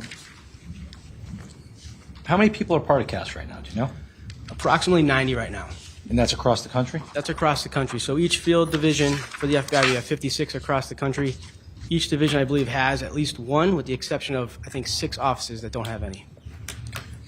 Now, can you please explain to the ladies and gentlemen of the jury a little bit about what historical cell site analysis is? Sure. So we talk about call detail records. And if you can think of your old school phone bill, where certain information on there was the date and time of a call or text, the third party involved, the duration of that call or text. Well, call detail records also have a little more information that's important to us. It includes the cell tower and sector used to do that, to make that call or text. So we take that those call detail records, and we marry those up with cell tower lists that we can obtain from the service providers. And those cell tower lists tell us the physical place on Earth where that tower is located and how those sectors are oriented on the map. And we're able to take those two pieces of information and map that out and conduct our analysis. And what's the purpose of historical cell site analysis? The purpose is to determine if a device was in a geographic area at a certain time of interest, at a certain location of interest. And how many times have you performed a historical cell site analysis? Oh, hundreds and hundreds of times. And what types of cases have you used this in? I've used it in missing persons, kidnappings, fugitives, homicides, serious assaults, carjackings, all things of that nature. Now, you explained a little bit about call detail records. Are they different today than they were years ago? They can be. Okay, and in what way? It's just the way the service providers document and maintain the records. They change over time. Nothing's always the same. Everything changes. So as things progress and technology progresses, those records differ throughout time. Is there a lot of demand for CAST's services? There is. And about how many times do you think there's requests put in for CAST in a typical year? Well, for me individually, since the beginning of this fiscal year in October, I've looked at over 50 state cases, approximately 20 federal cases, and that's just me. And when you say state and federal cases, what types of agencies do you deal with usually? Well, predominantly we deal with our state partners, but we also do FBI cases. We help the DEA and ATF, basically all state, federal, and local law enforcement. Now, based on your training and experience, is cellular telephone analysis, is it reliable? Yes. Why? Because the records that we use to conduct our analysis, they're not law enforcement records, right? They're required by law to be maintained by the service providers, and the service providers also use these records to confirm that their networks are operating appropriately. And if you remember that these people, these businesses, the Verizons, AT&Ts, and T-Mobiles, they're conducting a business. This is a business operation, and they want to ensure that their business is operating at full function. So these records help them do that. Does the cell phone providers provide training to the FBI CAST agents? Yeah, so yearly we have a recertification, which is about a week long, and every year the folks from Verizon, T-Mobile, AT&T, US Cellular, and others come out and brief us on any developments, anything new coming to their what they're doing on their end with their businesses. Now, have you ever testified before as an expert in the area of cell site analysis? Yes. About how many times? 5 other times. And in what courts? Connecticut state courts. Okay. And I'm going to direct your attention to this case. Were you asked to conduct a cellular telephone analysis in this case? I was. Okay. And in performing your review, were you given call detail records in relation to this case? Yes. Okay. And I'm going to show you what's been marked as States Exhibit 160. You may approach the witness, Your Honor. You may, thank you. Showing you States 160. Do you recognize States 160? I do. And what is 160? This is a CD containing the CDRs for Verizon and T-Mobile associated with Mr. Morales and Ms. Holloway. And how do you know that this is the same CD that contained those CDRs? It has my initial on there. So you reviewed this prior to your testimony today? Yes, sir.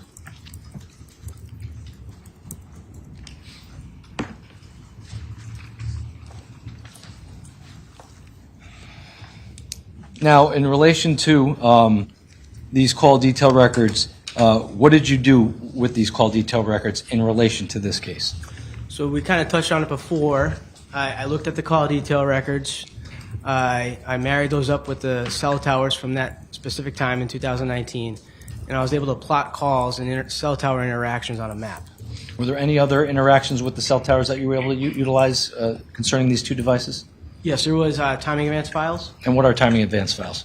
So I guess we could get into it a little bit. So when we make a call or text, we use a tower and sector, and it might be easier to see it on a screen. But Could the witness just speak up? I'm sorry, we get the fan on back here. We're just having trouble hearing him. sure thing. Let me ask you this. Can I withdraw that question, ask him a different question, Your Honor?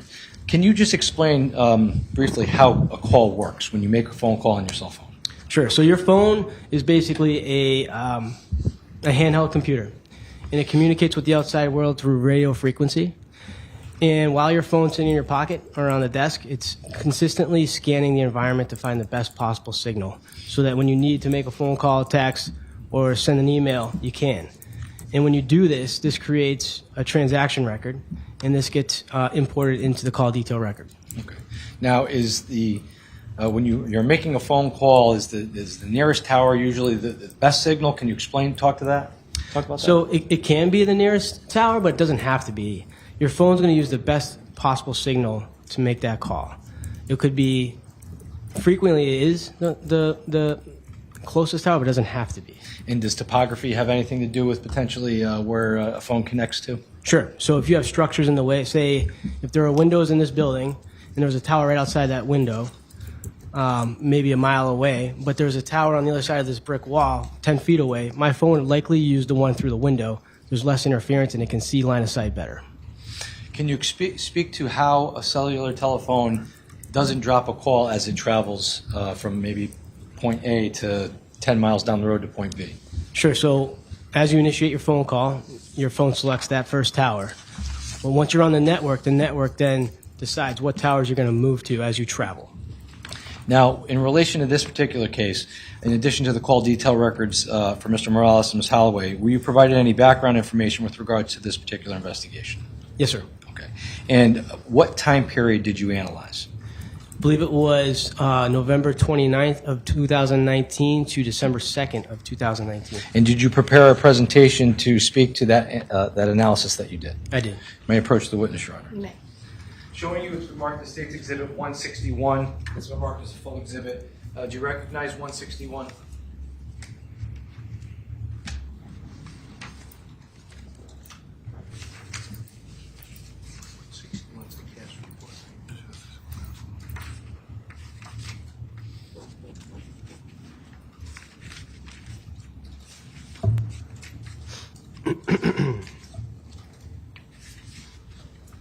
I do.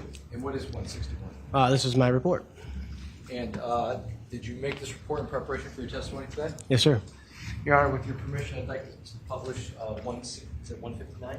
159 to the jury at this point in time? You may, Attorney Durso.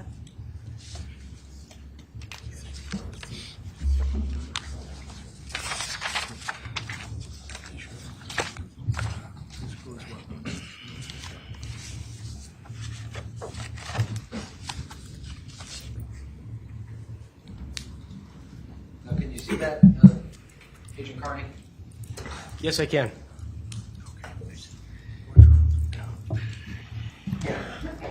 Now, I'm on slide 2. Can you just briefly explain what slide 2 tells the jury?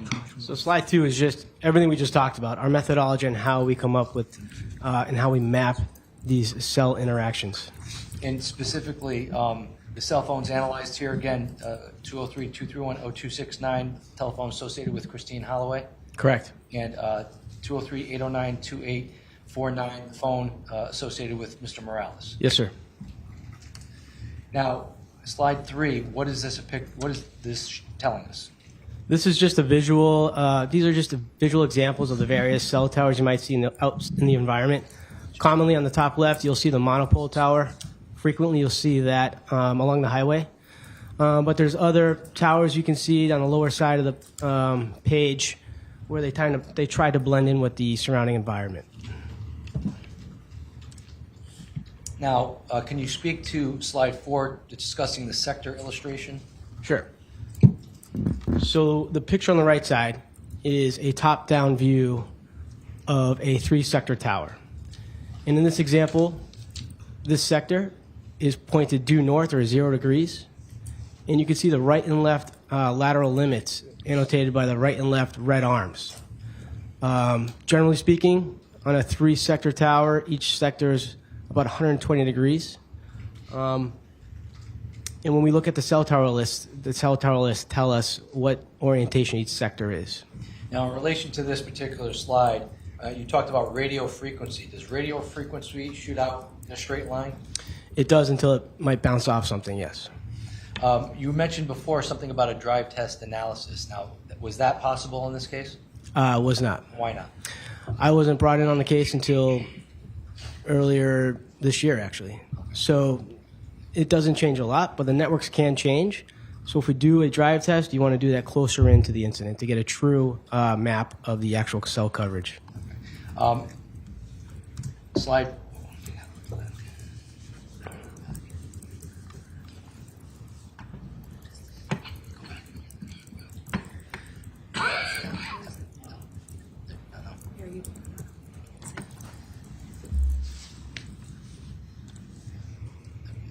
Slide 5, timing advance explanation. What is this in layman's terms? Right, so we were going to touch on this. So in addition to what call detail records give us, which is the cell, site, and sector, on the left side of the screen you can see the cell, site, and sector, this time again oriented at 0 degrees due north.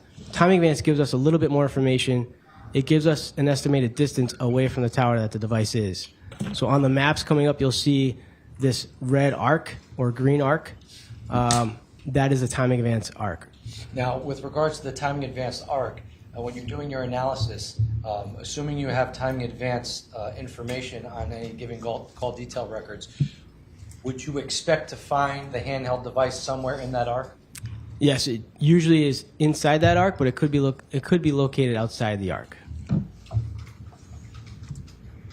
Now, what is this call-out box explanation on slide 6? So when the map's coming up, you'll see these call-out boxes. There'll be red ones and green ones. They contain important information, such as item 1, which is going to be your cell tower ID. Item 2 is going to be the date of the activity. Item 3 is the time of the activity. Item 4 is going to be what type of activity it was, if it was an incoming voice, outgoing voice, the duration of that activity, and the associated phone number, the third party involved in that interaction. Now, slide 7, what is this showing us? So this is an overall geographic area of the area of interest, actually. On the far left side, you'll see the crime scene located at 6.5 Myrtle Ave in Ansonia, Connecticut. On the middle, towards the middle of the screen, towards the right, there's a yellow icon which indicates Mr. Morales' residence at 105 First Ave, New Haven, Connecticut.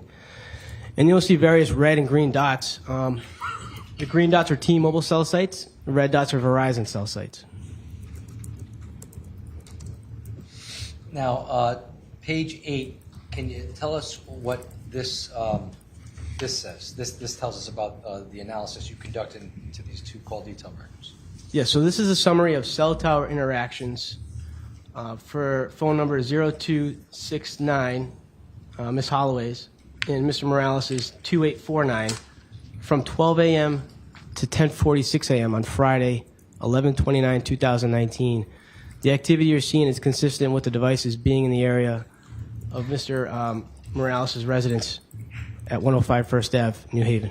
Now, let me ask you, with regards to the red number, the phone associated with Ms. Holloway, I see that there's timing advance measurement bars there. Yes.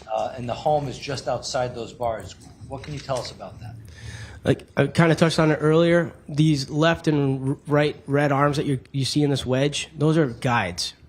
And that's not saying that that's a hard stop on that sector. It's just giving you a guide. So frequently we'll see sector coverage overlap that guide. And I should touch on this as well. The highlighted areas in those wedges, whether it's green or red, those are just a depiction of what direction that sector is facing. it doesn't mean that the device is inside that interior shaded wedge. Now, with regards to the two different colors, red and green, is the green number, the green color that's associated with 2849, is that tower being utilized by Tower 2 there? And Yes. same scenario for Tower 1 in the red phone? Correct. Correct. Now, page 9, excuse me, what does this tell us with regards to those two cellular devices? So this is another summary slide of cell tower interactions for Ms. Holloway's 0269 and Mr. Morales' 2849 device from 10:47 a.m. to 11:36 a.m. on Friday, 11/29/2019. And what this is showing are the devices were in the area of 105 First Ave in New Haven and may travel northbound to the area of Wallingford, specifically in the area of Barbarino Nissan on 505 North Colony Road in Wallingford, Connecticut. Now, in relation to page 10, what can you tell us about page 10? This is another summary slide for both devices from 11:36 to 2 p.m. on that Friday, again showing that devices are in the area of Barbarino Nissan. Page 11, what can you tell us about page 11? Again, a summary slide from 2 p.m. to 5 p.m. on Friday the 29th. Both devices, this is consistent with both devices traveling southbound back to New Haven and back to the area of 105 First Ave. Now, slide 12, what's the significance of slide 12? So again, this is just another summary slide from 5 to 7:30 p.m. for both devices. Again, we have activity in the area of 105 First Ave. This is just showing activity consistent with both devices being in the area of Mr. Morales' residence. Now, I noticed that it looks like there's a timing advance measurement call-out box 2, which is associated with this large arc, I would imagine. Yes. With regards to, how does that mirror up with call-out box 1, where there's shorter and closer to 105 First Ave? Can you explain that? Sure. So timing advance won't necessarily use the closest, best tower for the device, as timing advance signals don't need to carry all that information during a call or a text. So a tower that can reach out to that device within a certain proximity is able to measure timing advance. So that's not unusual to have multiple towers measuring timing advance for a single device. Now, directing your attention to slide 13, can you give us a little information about what is happening in slide 13?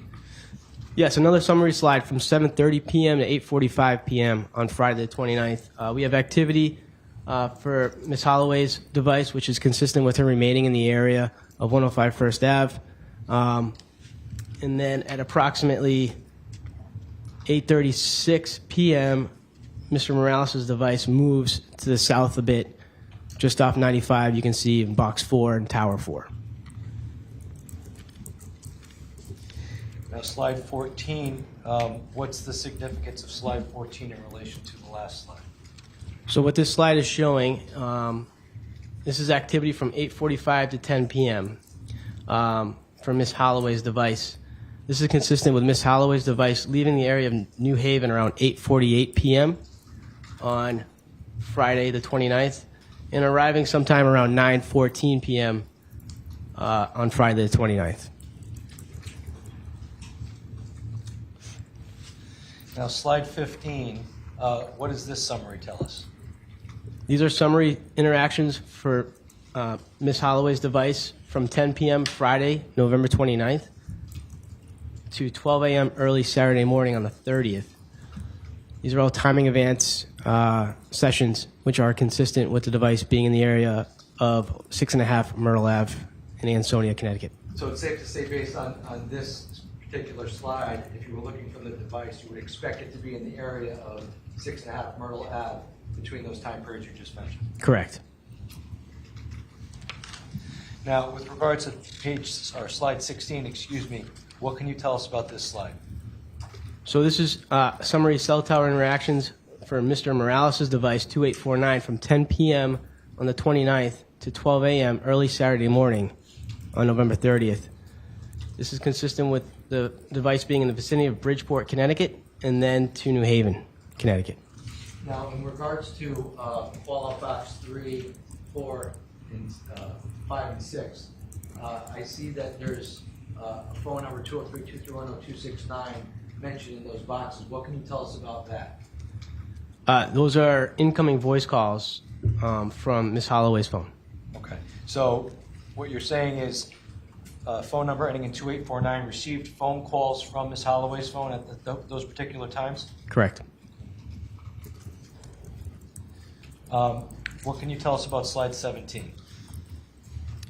So this is a slide of summary cell tower interactions for Ms. Holloway's device 0269 from 12 a.m. early Saturday morning on 11/30/2019 to Monday morning at 4:25 a.m. on December 2nd, 2019.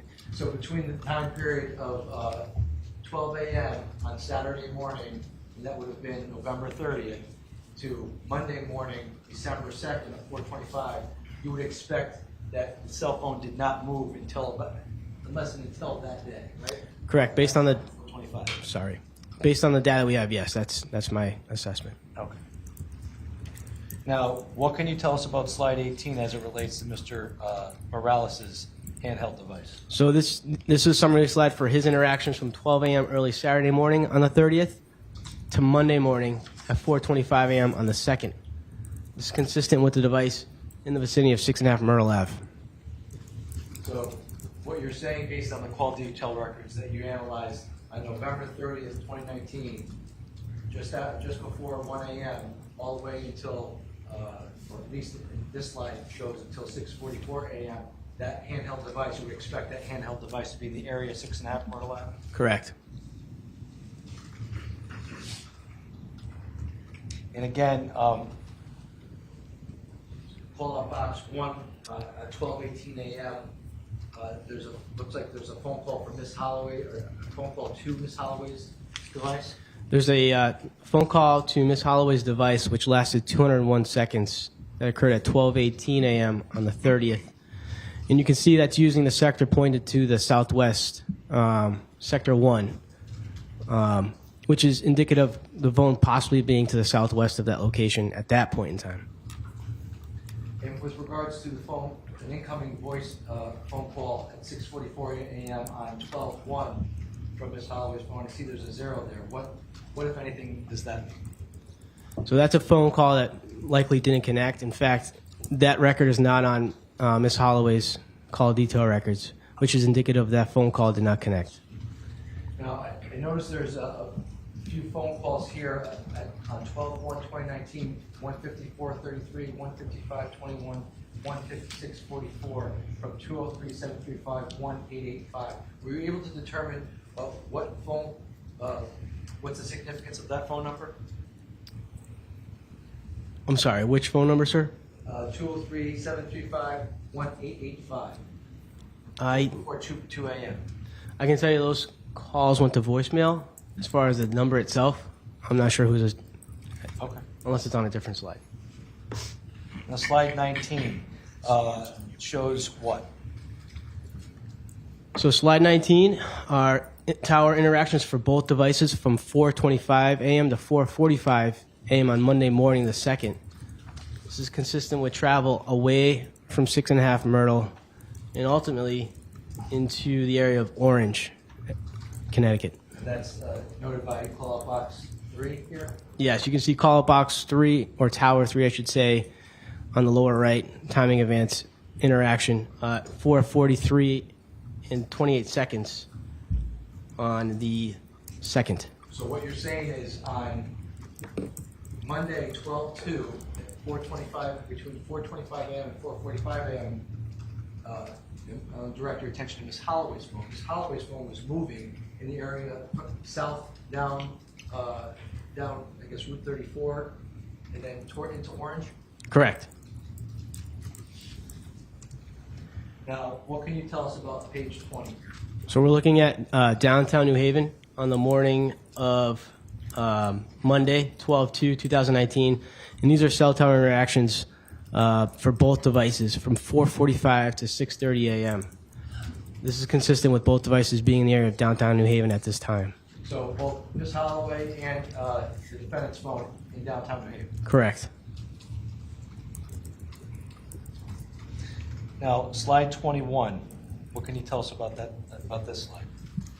So for this time period, we have no data available from Ms. Holloway's phone, but for Mr. Morales, from 6:30 a.m. to 9 a.m. Monday morning on 12/2/2019, the device begins at 6:39 and 25 seconds a.m. up in the area of 6.5 Myrtle. You can see the zoomed-in box on the right-hand side of the screen, and then travels south and then ultimately west towards New Haven, ending with item 4 in Tower 4, which are those calls and timing events in the middle of the screen. So on the previous slide, we had Mr. Morales' phone in downtown New Haven, and now he's all of a sudden back at Myrtle Ave at 6:30 a.m. How do you explain that? There was just a gap in available data from the device. Form of the question. There's no evidence before the jury that he was at 6.5 Myrtle. What this analysis shows, he was in the area where the cell phone towers were picked up. So I'll object to the form of the question. All right, with respect to the actual form of the question sustained, you can re-ask the question. With respect to the handheld device associated with Mr. Morales, Which was in downtown New Haven prior to. There's a gap in time till 6:30 a.m. where that handheld device is located at or near 6.5 Myrtle Ave. Can you explain why is there a gap? So there's a gap because we just had a lack of information to map. The phone didn't interact with the network, therefore there were no records that were able to map. Is it possible the phone could have been off? That's a possibility. Speculation. Sustained, I'll strike that answer. I'll also strike the answer just for the purpose of the jury because there was an answer provided before Attorney Gavin actually objected to the prior question. So 2 questions ago where the court struck the question, sustained the objection, you'll have to strike that answer as well. Okay, thank you. Attorney Durso. With regards to page 22, can you tell us a little bit about page 22? Yes, these are again cell tower interactions for Mr. Morales' device ending 2849 from 9 a.m. to 12 p.m. on Monday, the 2nd of December on 2019. Again, we don't have any data at this point during this time period for Ms. Holloway's device. But the data we see on the map is consistent with the device starting in the area south of 6.5 Myrtle Ave. You can see in tower labeled 1 at the middle of your screen in box 1. That's a timing advance interaction at 9:06 a.m.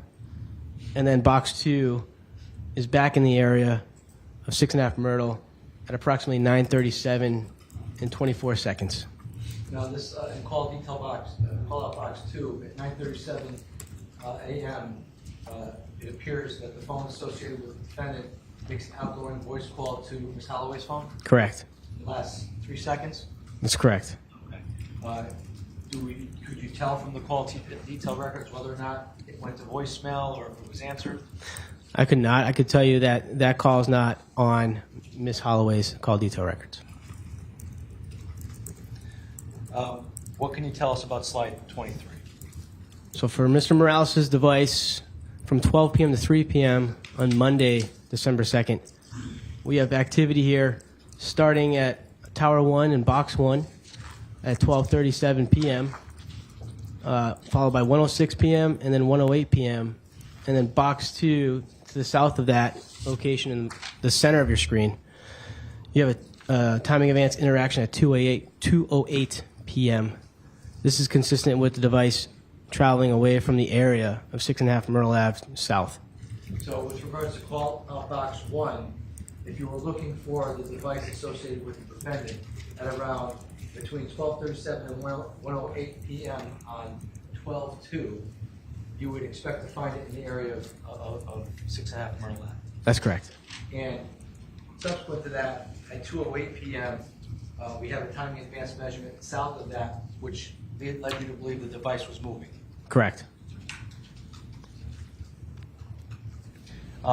Slide 24, what can you tell us about slide 24? So this is a summary of cell tower interactions for Ms. Holloway's device ending 0269 from 12 p.m. to 3 p.m. on December 2nd, 2019. This area is north of north of Ansonia, and generally in the area of the Naugatuck State Forest. So prior to this slide, there was no other information from Ms. Holloway's phone? Correct. So what can you tell us about the information that you received now with regard to this phone at this time period? This is consistent with the device being in the area of that highlighted portion, which is on a Google Maps zoomed in photo there, image on the top right of the screen. It's consistent with the device being in the area of Naugatuck, specifically the Naugatuck State Forest. And it would have been communicating with cell towers in that area at the time? Correct. And finally, 25, what can you tell us about 25? These are cell tower interactions from 3 p.m. to 7 p.m. on Monday the 2nd for Mr. Morales' device ending 2849. Again, he's hitting the tower in the area of his known residence at 105 First Ave in New Haven, Connecticut. And again, looks like at 5:49 p.m., again at 6:59 p.m., there are outgoing phone calls, to Ms. Holloway's telephone. That's correct.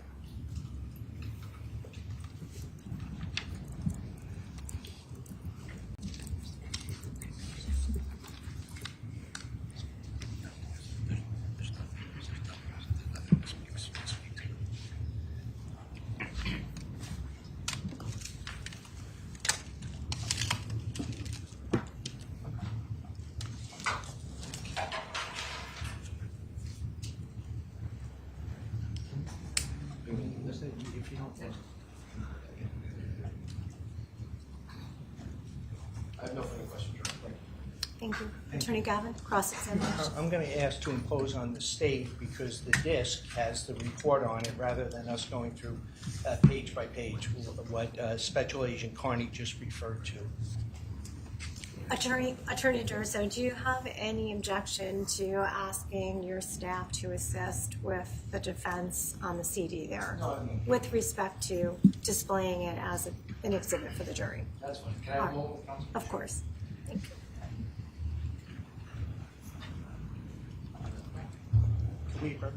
Yes.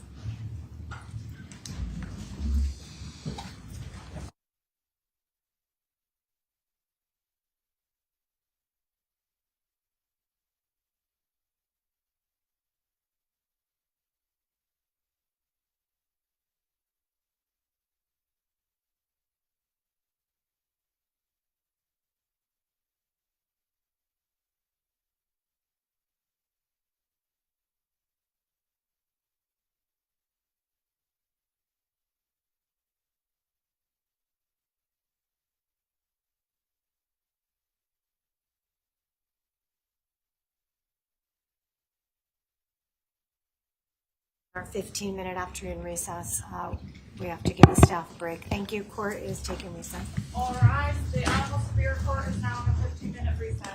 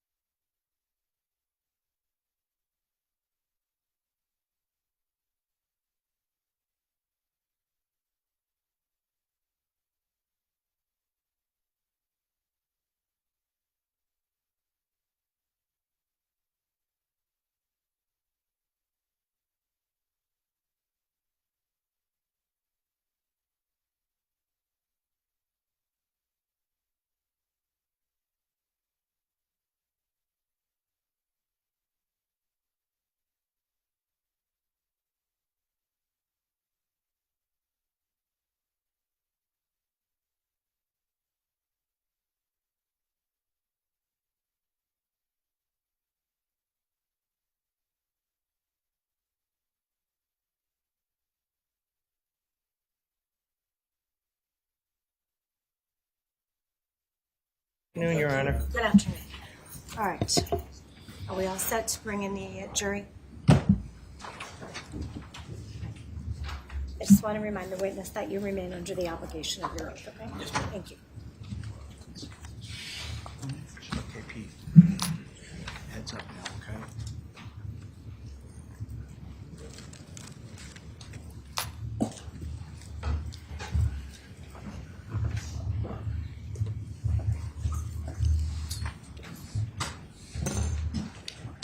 Yeah, I agree, correct, too.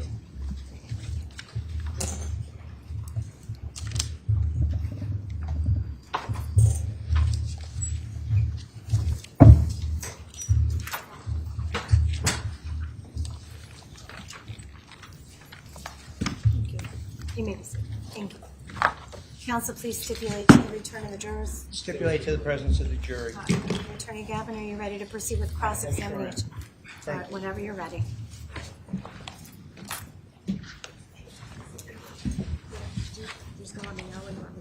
Excuse me, Your Honor. Yes. I'm just going to go one page at a time, Judge. Just- Tell me when you're ready.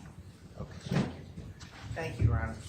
I appreciate, we're going to use the computer to play this, and I appreciate the state's courtesy in that regard. All right, great. Okay? All right, great. Thank you very much. Agent Carney, how are you? Good, sir. How are you? Good. Thanks for being here with us. Sir, do you have a copy of your cast report? I have it on my screen. Okay, we're going to go through it just like Attorney Durso did. I just have a couple of questions for you as well. Okay. If you could please, Ms. Meehan, if you could just go to the next page for me. There we go. Okay. So, you're a special agent, you're well-trained, and you are certified and to go ahead and prepare these cast reports regarding cell tower analysis, cell usage analysis. Is that fair? It's fair to say yes. Yeah, okay, great. And I want to know, when did you get involved in this case? I got involved with this case early this year. In 2025? Yes, sir. Okay, because I thought you had said that you couldn't do the drive test analysis because maybe the tower locations have changed over the last 5 years, or the technology has changed over the last 5 years. That's Is that correct? Yes, sir. Okay, great. So how did you get involved? Did the Ansonia Police Department contact you? Did the State's Attorney's Office contact you? The state's attorney's office contacted me. Okay, and was that Attorney Durso or Attorney Stein? Correct, yes. Okay, and you would agree with me that the Federal Bureau of Investigation, if they can help out in investigations by local prosecutors or local law enforcement, that they'll assist if they can? Sure. Sure. You get a call, say we need your help, and the FBI is there to help. Yes. Okay, great. And that happened in this case? Yes. Okay. Now, I just want to make sure I have this all framed correctly. So you get contacted here in 2025 about this incident from 2019, so it's about 5 years ago, correct? Correct. All right. Now, and I know that you went ahead and you were given some cell phone records to go ahead and interpret. Is that fair? Yes. Okay. And did somebody give you a broad basis in regard to what happened before you commenced your investigation in regard to what the claim was here? Well, the case is widely known, so I did have a small background, knowledge of it. Okay. So when you say it was widely known, it was publicized? Well, the FBI had a role in it, too, at some point early on. I knew that. Did But you I knew participate in that role? I did search for a device in the woods with a large party of people back around the time frame of the incident. Okay. Yes. In the 2019-2020 time frame? Yes, that was a limited role there, yes. Okay. Other than that, searching in the woods in 2019, 2020, did you have anything else to do with the case? No. Okay. And do you know who Dave Dillon is? Oh, yeah, yes. Sure. Who's Dave Dillon? He's a retired agent. Yeah. Oh, okay. He was a colleague of yours, correct? He was. Yeah, sure. Okay. Now, so you do a little bit of work a few years ago. You get contacted by the state's attorney's office, and they say, we would like you to go ahead and do the cast report so that we can present it here in front of the jury today. Correct. Right, okay, and you say, sure, I'll go ahead and do what I have to do in that regard. Yes. Okay. And when were you prepped a little bit about what the state's theory of the case was? Minimally. I mean, I knew that the victim was located in a residence. In a residence? Yes. Yeah. Okay. And I'll go through this with you. There are specific notations in the report, and I'll show it to you. Things like 6.5 Myrtle Avenue in Ansonia, 105 First Street in New Haven, Barbarino, the car dealership that are notated in the reports. And I take it you didn't get those just off of the cell phone records, but rather somebody had to advise you the significance of those addresses. No, yeah, those locations were given to me as points of interest, yes. I'm so, that microphone doesn't amplify. Okay. It just records, so if you could just keep your voice up. Appreciate Sure. it. Those locations were given to me as points of interest. Point of interest, so just tell us what that means. Was that when you met with the state's attorney's office? Yes. Okay, it's fine, there's no tricks here. I'm just trying to figure out that if you had a cell phone report in regard to activity on the cell phone, it wouldn't necessarily say that you were near Barbarino car dealership or you were at 105 First Avenue in New Haven, correct? Well, depending on the tower interactions, it could be. But knowing those locations are there, yes. You incorporated it in the report. We'll go through it. Yeah. Okay. Yeah. Okay. I just want to say that you didn't, for example, take Barbarino out of the blue and put it in your report. No. No, you had information that was significant. Correct. Correct. Great. Okay. We're doing fine. Okay. All right. Okay. Now. So. You get contacted earlier this year, and you know that there are two cell phones that were at issue, Christine Holloway's and Jose Morales. Is that fair? Yes. Okay. And you obtained the records from the carriers. One was Verizon, the other was T-Mobile. Is that correct? Correct. Okay. And how did you get those records? They were provided to me by the state's attorney's office. Great. Okay. And you used that and incorporated that in your analysis. That's correct. Right? You didn't have to go to Verizon or T-Mobile and execute search warrants to get them. They were already compiled for your consideration. Correct. Great. Okay. This means, yep, now we have the cell towers. So all this is pictures of different types of cell towers, right? Yes. And sometimes they try to hide it like a cactus or a tree or something along those lines, but it really is utilized as a cell tower. Correct. Okay. Thank you so much. Can we go to the next page? And the sector illustration just shows that the towers are always triangular, are they not? No. They have omnidirectional towers, which are 360 coverage. Is that what you're Okay. asking? And you have 3-sector towers, such as this one that you see on the screen. Okay. The 3-sector towers are very popular, correct? I mean, we see them all over the place as we drive around. I would say they're more common. Yeah. Yeah. Okay. All right. So just on that sector illustration, we're going to move on for a second. You see that the triangular portion in the center of the illustration, Yes. and that would be the tower, correct? Yeah, that's a top-down view of a cell tower. Right. If you were looking down from above at the cell tower, and then there is the sector illustration, and that indicates between the red lines, there's an arrow pointing north. Correct. Right? That's where you would expect to see activity, correct? That arrow pointing north is just the direction that sector's, the middle of that sector where it's facing. Right. I'm not saying that north is significant here, but the red arrows are the range within the tower that you would expect to find activity, correct? Correct. Those left and right arms, those red arms are guidelines for where that cell sector coverage is. Right. And I think you just testified for us that a cell phone could utilize a tower, and it could be outside of this illustration. It could be close by, but not necessarily within the sector. Correct. Okay, great. Thank you. Can we go to the next page?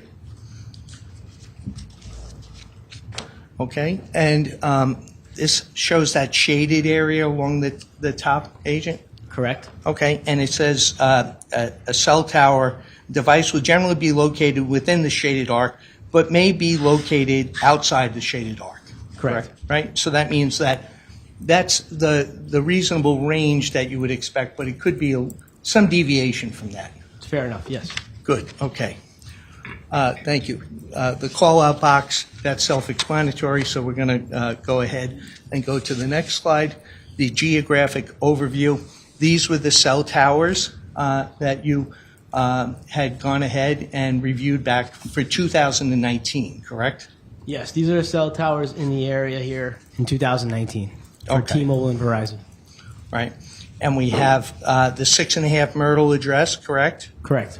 And we have the Morales residence, Yes, right? So that's Ansonia, Connecticut to New Haven, Connecticut. Is that correct? correct. Right? And there are T-Mobile cell sites and Verizon cell sites all through this illustration.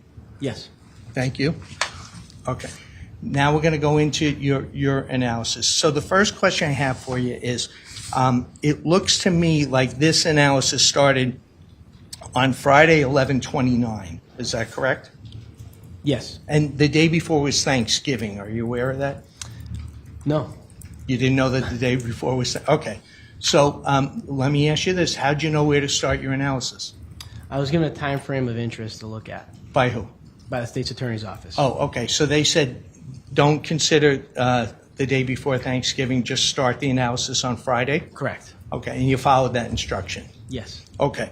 So let's see if we can go ahead and look, and the illustration has the red 2310269 number and the 203-809-2849. And that was from 12 a.m. to 10:46 a.m. on Friday, 11/29. Is that correct? Correct. Okay. And based on your review, what does that show? That shows that these devices are consistent with being in the area of the residence. The area of? 105 First Ave, New Haven, Connecticut. In New Haven, Connecticut. Yes, Okay, yes. all right. And now let's go through Friday. Okay, we're going to go slow here. Now I see that you have the summary of cell tower interaction for both phones, and it goes from 10:47 a.m. to 11:36 a.m. Is that correct? Could we change the slide? There we go. Sorry. I think we're on 9. Chelsea, you should. Yep, that's it. There we go. Thank you. Yeah, your time frame's correct, yes. Yeah, okay, all right. And the notation is consistent with travel north to Wallingford area, Yes, all right? And that's where Barbarino Nissan is, correct? correct. Were you advised that Christine Holloway and Jose Morales were at the Barbarino Nissan dealership on Friday afternoon? I was advised to incorporate on the map Barbarino Nissan. Okay, okay. I wasn't aware of all the activity that was happening there.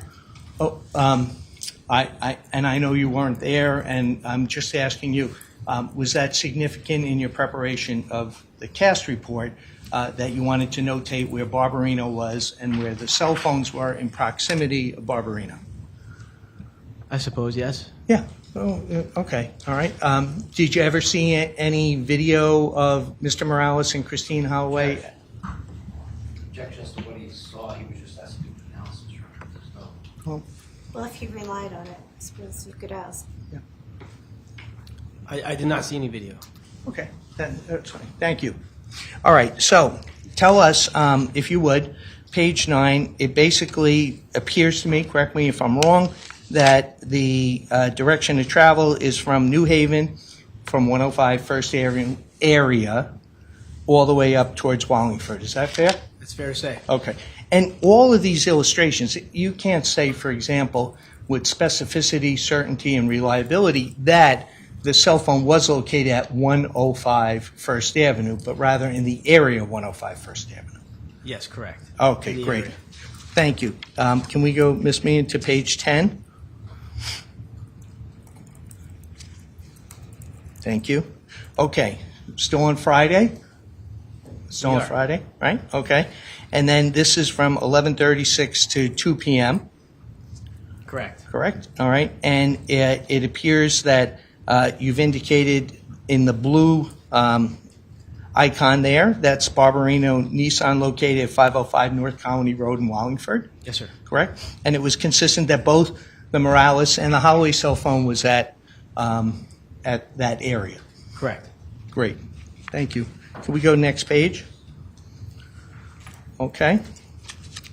Now, continuing along on Friday the 29th, there is a direction to travel arrow, and it says consistent with travel south to the New Haven area. Is that consistent from the Wallingford, Barberino, Nissan area back to New Haven? Correct. Okay. And that's both phones, correct? Both devices, yes. Terrific. Thank you.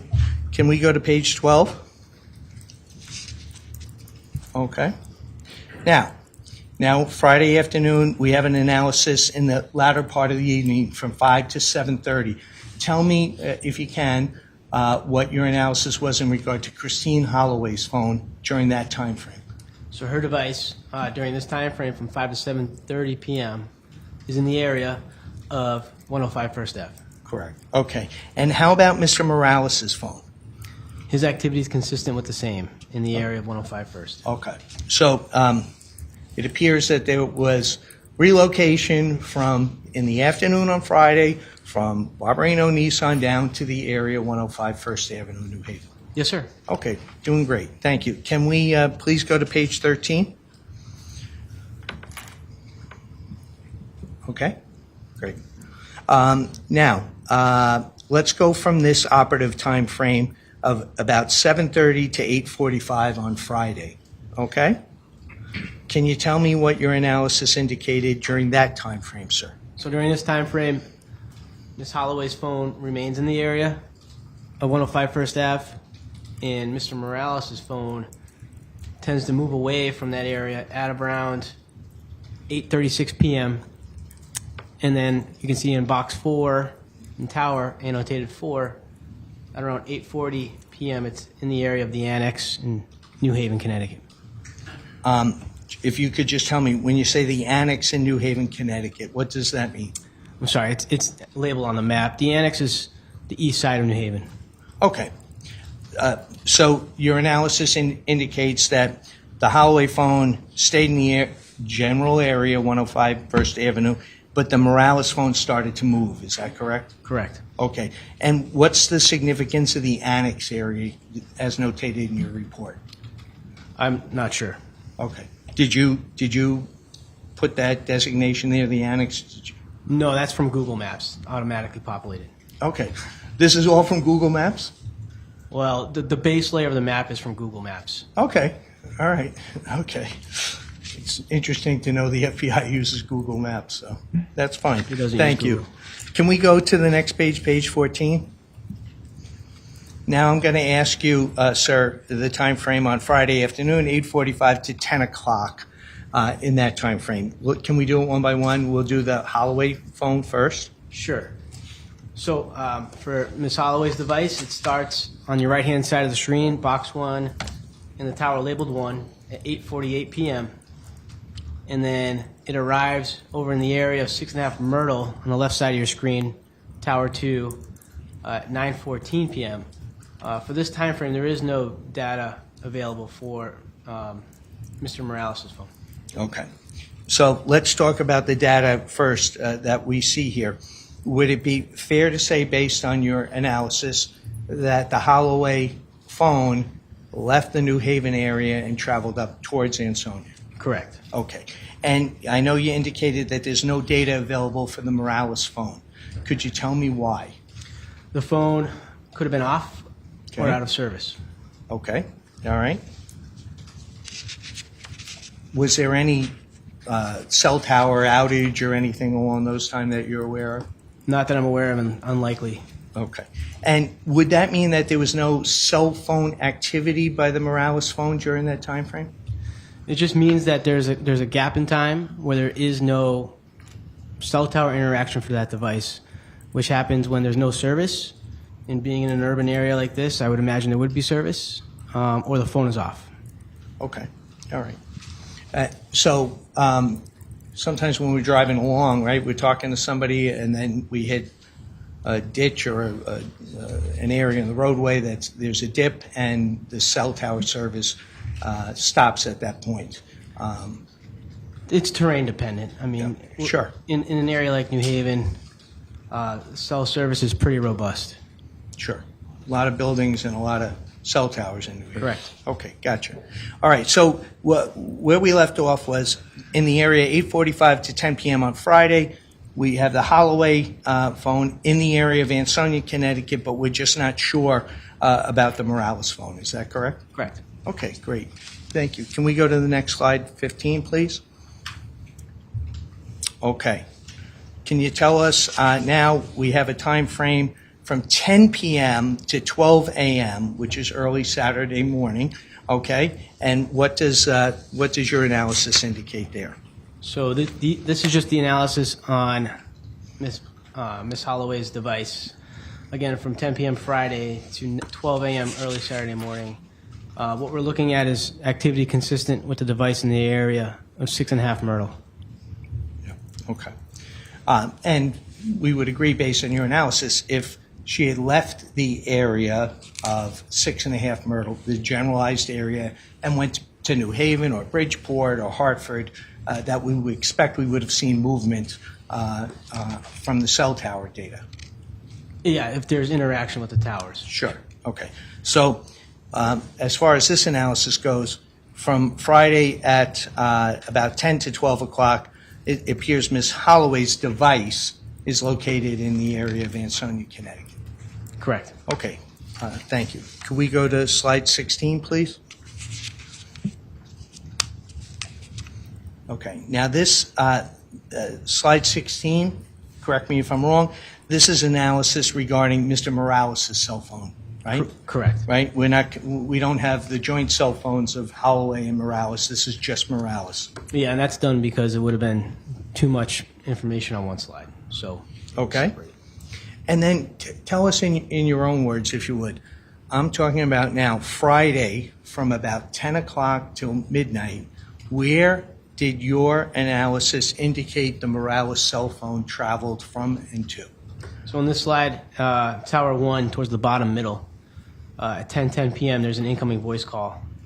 From there, Tower 2 is just to the west of there at 10:12 p.m. Excuse me, I'm sorry. Tower 1, could you just tell us where that's located? Yeah, I'm sorry. That's just outside Bridgeport or within the Bridgeport-Stratford line.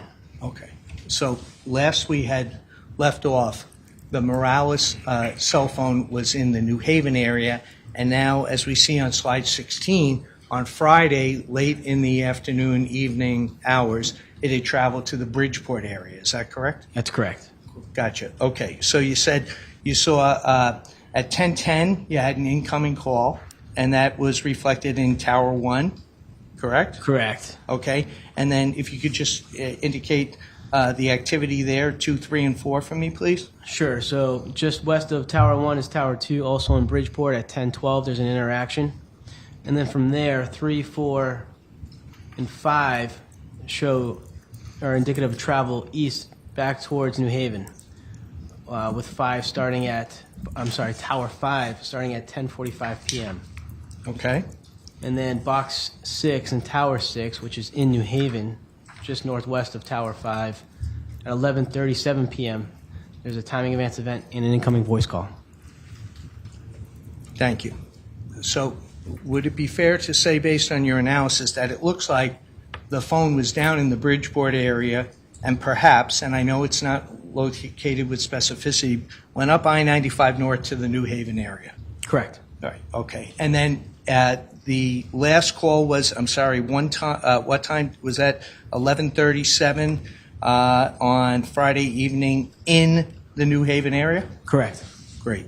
Okay, thank you. Could we go to the next page, please? Thank you. Page 17. Now, this is the Holloway cell phone again, correct? Yes, sir. Okay. Now, I want to talk to you about this because this is a big range of time. Is that correct? That's correct. Okay. So the Holloway cell phone, which is the 203-231-0269, was analyzed from 12 a.m. early Saturday morning, right, Yes, sir. until Monday morning, which was 12/2 at about 4:25 in the morning. Correct. Okay. And just in your own words, just tell us what your analysis showed regarding the Holloway cell phone. So the data we have that's available is consistent with the device being in the area of 6.5 Myrtle Ave during this time period. Okay. So early Saturday morning until Monday, how do we wind up at 4:25 a.m.? I think if you go forward in the presentation, the following slides, there's activity after 4:25. Okay. So it's just a window of consistency where the device is in the area of 6.5 Myrtle. In the area of 6.5 Myrtle and Ansonia? Yes, sir. Okay. And I would suspect, and correct me if I'm wrong, that if the cell phone had traveled during that time frame outside of the area of Ansonia, Connecticut, and utilized, it would have been picked up by the cell towers. Yes, if it utilized the network, it would have been picked up. Yeah, and it would have been incorporated in your report. Yes, sir. Sure. Okay. If we just, thank you. Can we just turn the page? All right. And now we're on slide 18. Okay. And this is the Morales cell phone, correct? That's correct. All right. Now, we have a time frame from 12 a.m. Saturday on 11:30 to Monday morning at 4:25 a.m.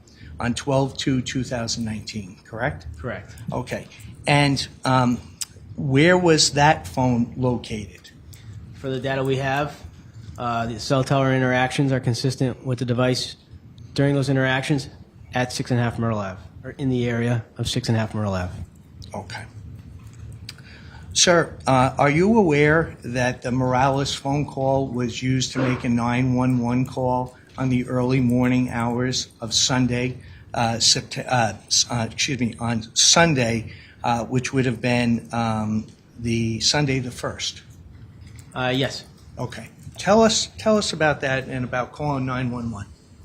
So no matter your service provider, say for instance Verizon, you're on a Verizon phone, and you call 911, no matter the service provider, if you have a better signal from a tower or a better network, it'll jump that network and make that call. Or it could use a Wi-Fi too. Okay. So how was it that you determined that there was a phone call to 911 on the early morning hours of Sunday 12/1?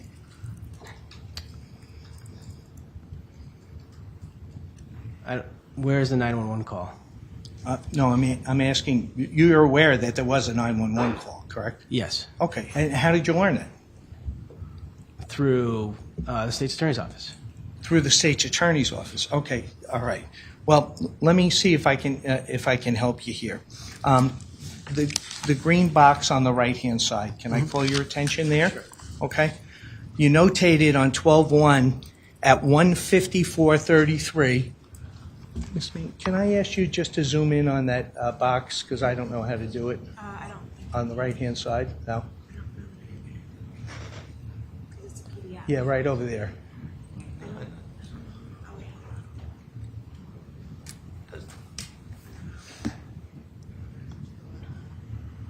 Oh, that's perfect. Yeah, thank you. Appreciate your assistance. Okay, so what you prepared, your cast report here. Do you see the entry 12/1/2019? Yes. Okay, sir. And you see the entry 1:54:33 a.m.? Yes. Incoming voicemail? It's Incoming voice, excuse me. Yes, sir. I didn't mean to say mail. Incoming voice. Do you see that? Yes. And can you tell us what number that is? It's 203-735-1885. Are you aware that that's the Ansonia Police Department? Objection. What is it? As to, as if he, I think there's testimony that he doesn't know what phone number that is. I don't think he testified to that. Why don't you ask him if he knows the phone number and the identity of the phone number? I'll sustain the objection. Thanks. We're just going to go back to that box and that entry on the cast report, sir, okay? Do you know what number 203-735-1885 is? No. Okay.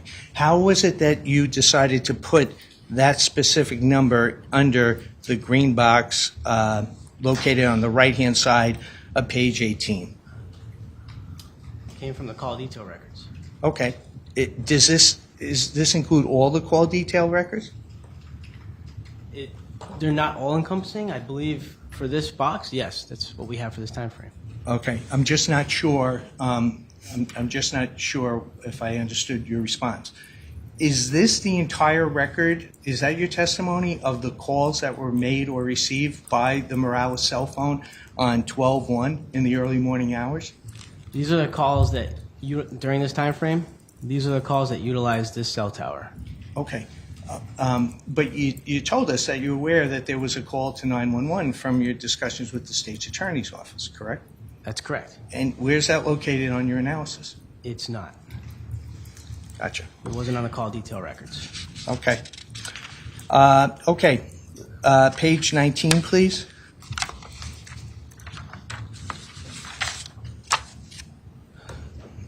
Okay. All right, sir.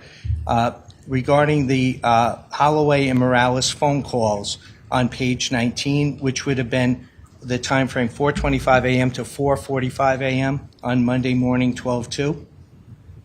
I can't see that just yet, sir. The screen's got it. There we go.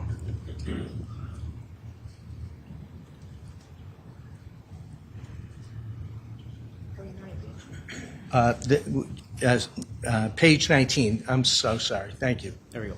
There we go. Okay, so I'm just going to go through the heading here and see if you agree. We're talking about the Holloway phone and the Morales phone, and the time frame is from 4:25 a.m. to 4:45 a.m. on Monday, 12/2/2019. Is that correct? Yes. Okay, and can you tell us what your analysis was in regard to the location of the Holloway and Morales cell phones during that time period? So at 4:29 a.m. and 4:33 a.m., both devices are in the area in 6.5 Myrtle up in Ansonia. Yep. And then following that, in box 3 and annotated by Tower 3 to the southeast, at 4:43, Ms. Holloway's phone utilizes that tower and sector. And that was close to Derby Avenue, was it not, sir? That's correct, yes. Oh, okay. And how about, was there any indication regarding the Morales phone? Just that one tower interaction noted in box 2, Tower 2. So the information that we have is that the Morales phone was in the area of 6.5 Myrtle, but then the Holloway phone moved down here to Derby Avenue. Is that correct? Correct. Okay, great. And that's, again, 4:25 to 4:45 a.m., but now this is Monday, right? 12/2? Correct. Okay, we're almost done. Could we go to slide 20, pretty please? I'm just going to continue the time frame because slide 20 indicates 4:45 a.m. to 6:30 a.m. on Monday, 12/2. Correct. Okay, and can you tell us, we'll do it one by one, can you tell us what this analysis shows from the Holloway phone first? Sure. For Ms. Holloway's phone, on the right side of the screen, numbered 1, 2, and 3, you have sessions at around 5:05 a.m., which are consistent with her device being in the area of downtown New Haven. Okay, thank you. And how about the Morales phone call, the green one? For Mr. Morales, we have 2 interactions with the network. One noted by Box 4 and Tower 4 at 5:33 a.m., and then Box 5, Tower 5 at 5:39 a.m. So if I look at this, it seems like the interaction with the cell towers are different cell towers for the Holloway phone and the Morales phone. Different cell towers, yes, different networks. Thank you. Okay, thank you. Can we just go to slide 21? Okay, now, slide 21, this is the time frame, again, Monday, correct? Correct. All right, and we're going to look from this time frame from 6:30 a.m. to 9 a.m. Okay, and it looks like there's data from the Morales phone. Is that correct, sir? That's correct. Okay, and just tell us what the Morales phone was doing. So on the left side of your screen, there's a highlighted portion of the Ansonia area, which is zoomed in on the right side. You have Tower 1, Box 1 there at 6:39 a.m. in the area of 6.5 Myrtle, followed by Tower 2 just below that, just south of that, at 7:39 a.m. From there, we have Tower 3 and Box 3 in the center of your screen, lower center of your screen, possibly along 95 or in about that area. That's at 8:04 a.m. And then Tower 4 at 8:27 a.m. there's an interaction. So, correct me if I'm wrong, we start off in Ansonia, Tower 1, then to the Derby area, Tower 2, then to the Orange, Connecticut area, Tower 3, and then to West Haven, Tower 4. Correct. Okay. Now, how about the Holloway phone? There's no data available to map at this point. Okay. In this time frame. In this time frame, on Monday morning from 6:30 to 9 o'clock. Correct. Okay. Almost done. Could we go to slide 22, please?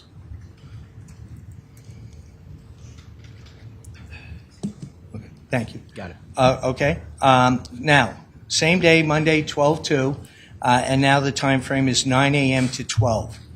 Okay. Let's start with the Morales phone at 203-809-2849. What's the analysis indicate? So we have Mr. Morales' phone hitting a tower just in the downtown area of Derby in the center of your screen, in Tower 1 at 9:06 a.m.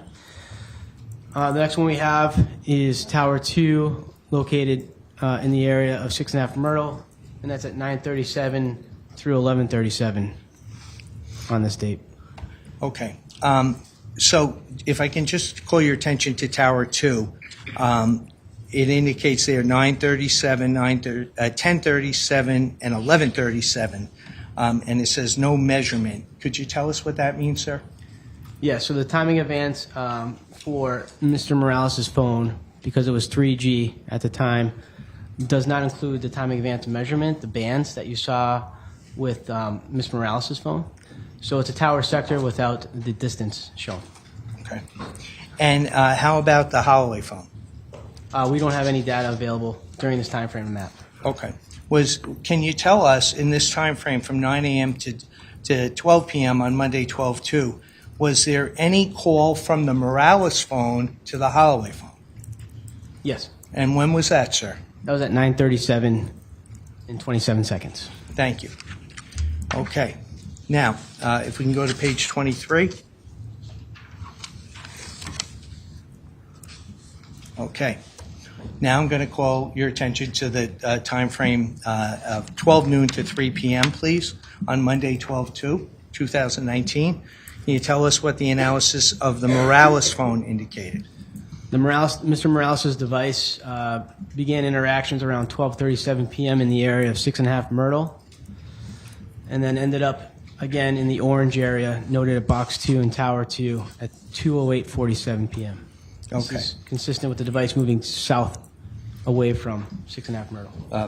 From the Ansonia area, south down, that would be the orange area, correct? Correct. Okay. And if we can just go to, let me stop you.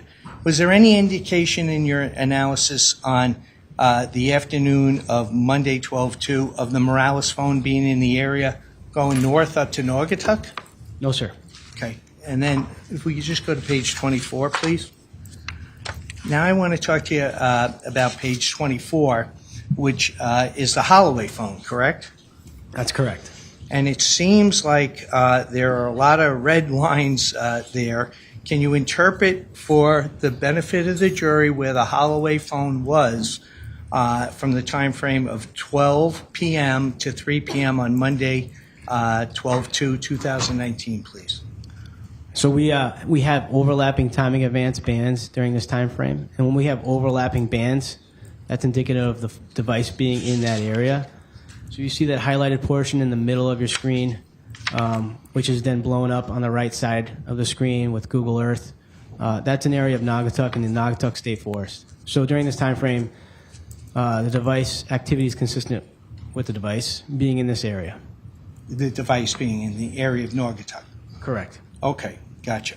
And that's up to about 3 o'clock. We're looking at 12 p.m. to 3 p.m., sir, yes. 12, okay, all right. Did you do any other analysis after 3 p.m. on Monday, 12/2, regarding the Holloway phone? I did not. Okay. And was there a reason why we didn't continue into Tuesday or Wednesday? I believe the phone died. I can't recall specifically. You're not sure? I can't recall right Okay. now. But your memory is that there was no other analysis done. Is that fair? That's correct, yes. Okay. And then we just go to page 25, please. This is the last page. Okay. Now, this is the cell tower interaction for the Morales phone from 3 to 7 p.m. on Monday. Correct. Correct? And what does that indicate? We've got 4 outgoing voice calls during this time frame utilizing a tower in the area of 105 First Ave. At 4:33 p.m., 5:49 p.m., 5:50 p.m., and 6:59 p.m. Okay. On the box on the right-hand side, there's an outgoing voice to the number 203-231-0269. Do you know what number that is? Yes. What number is that? Miss Holloway's. Right, that's to her cell phone. And how about 6:59 p.m. as well? Again, to Miss Holloway's. Okay. And so this takes us now to 7 o'clock on Monday, 12/2. Correct. Right? Okay. And there was no other cast report or other analysis, sir, that you performed other than what we've already shown the jury here? No, sir. Okay. I thank you for your time. Thank you, Your Honor.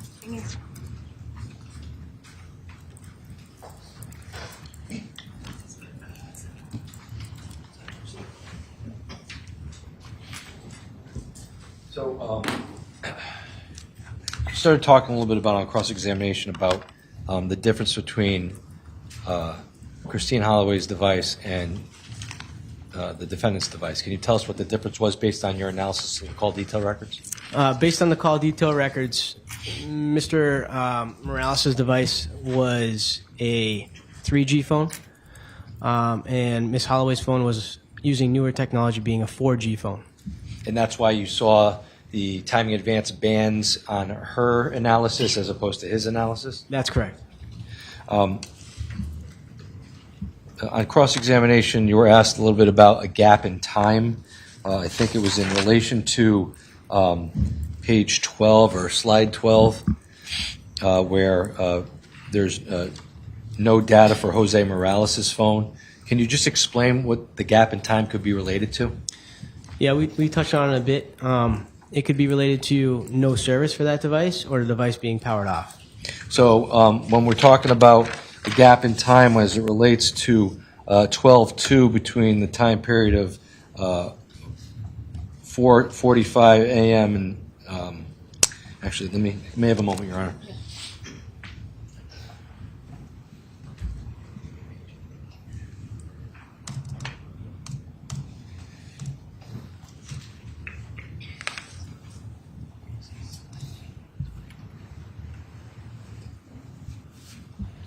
So on page 19, where you have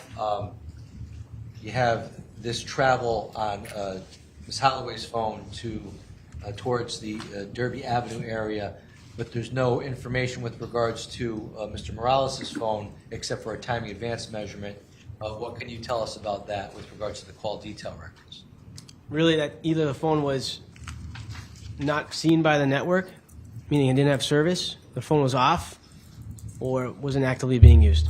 Because the whole idea is when a phone interacts with the network, it's creating a record with the call providers, correct? Correct. Now, with relation to slide 20, actually, no. I want to ask you a little bit about slide 18. Slide 18, on cross-examination, you were asked about a 911 call, and I believe your testimony was that when someone makes a 911 call, it may reach out to a different network provider. Correct. So when you looked at the call detail records for Mr. Morales' phone, and if you were given information that a 911 call was made and there was no record of a 911 call on the call detail records, what would that tell you if a phone call was made? I would assume that that device used a different, jumped a network, used a different network, or used possibly a Wi-Fi to make the call. And would that explain why that would not be in the call detail records? Yes.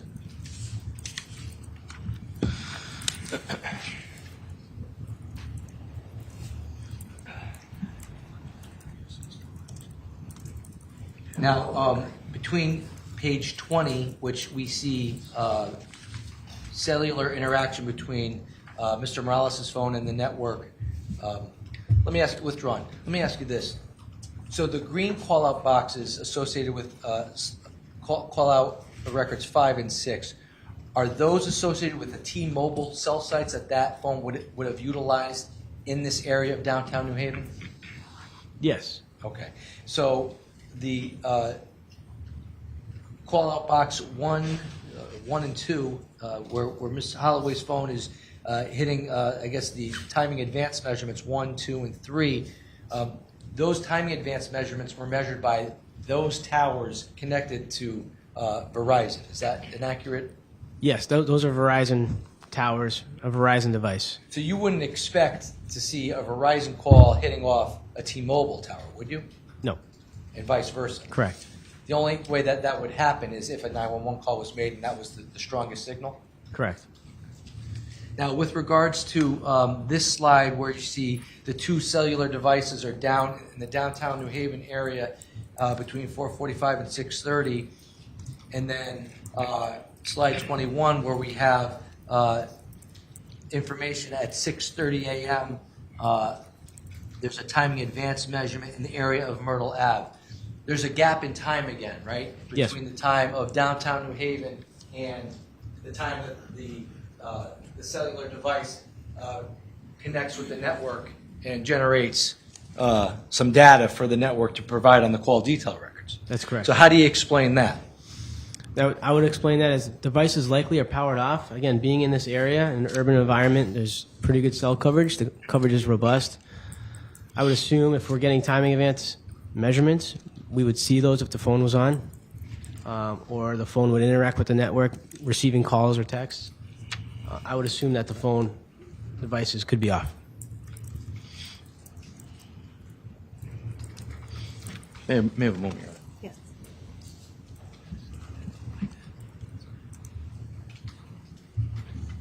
I have no further questions. I have no questions. Thank you, Your Honor. Thank you. Thank you. You're all set.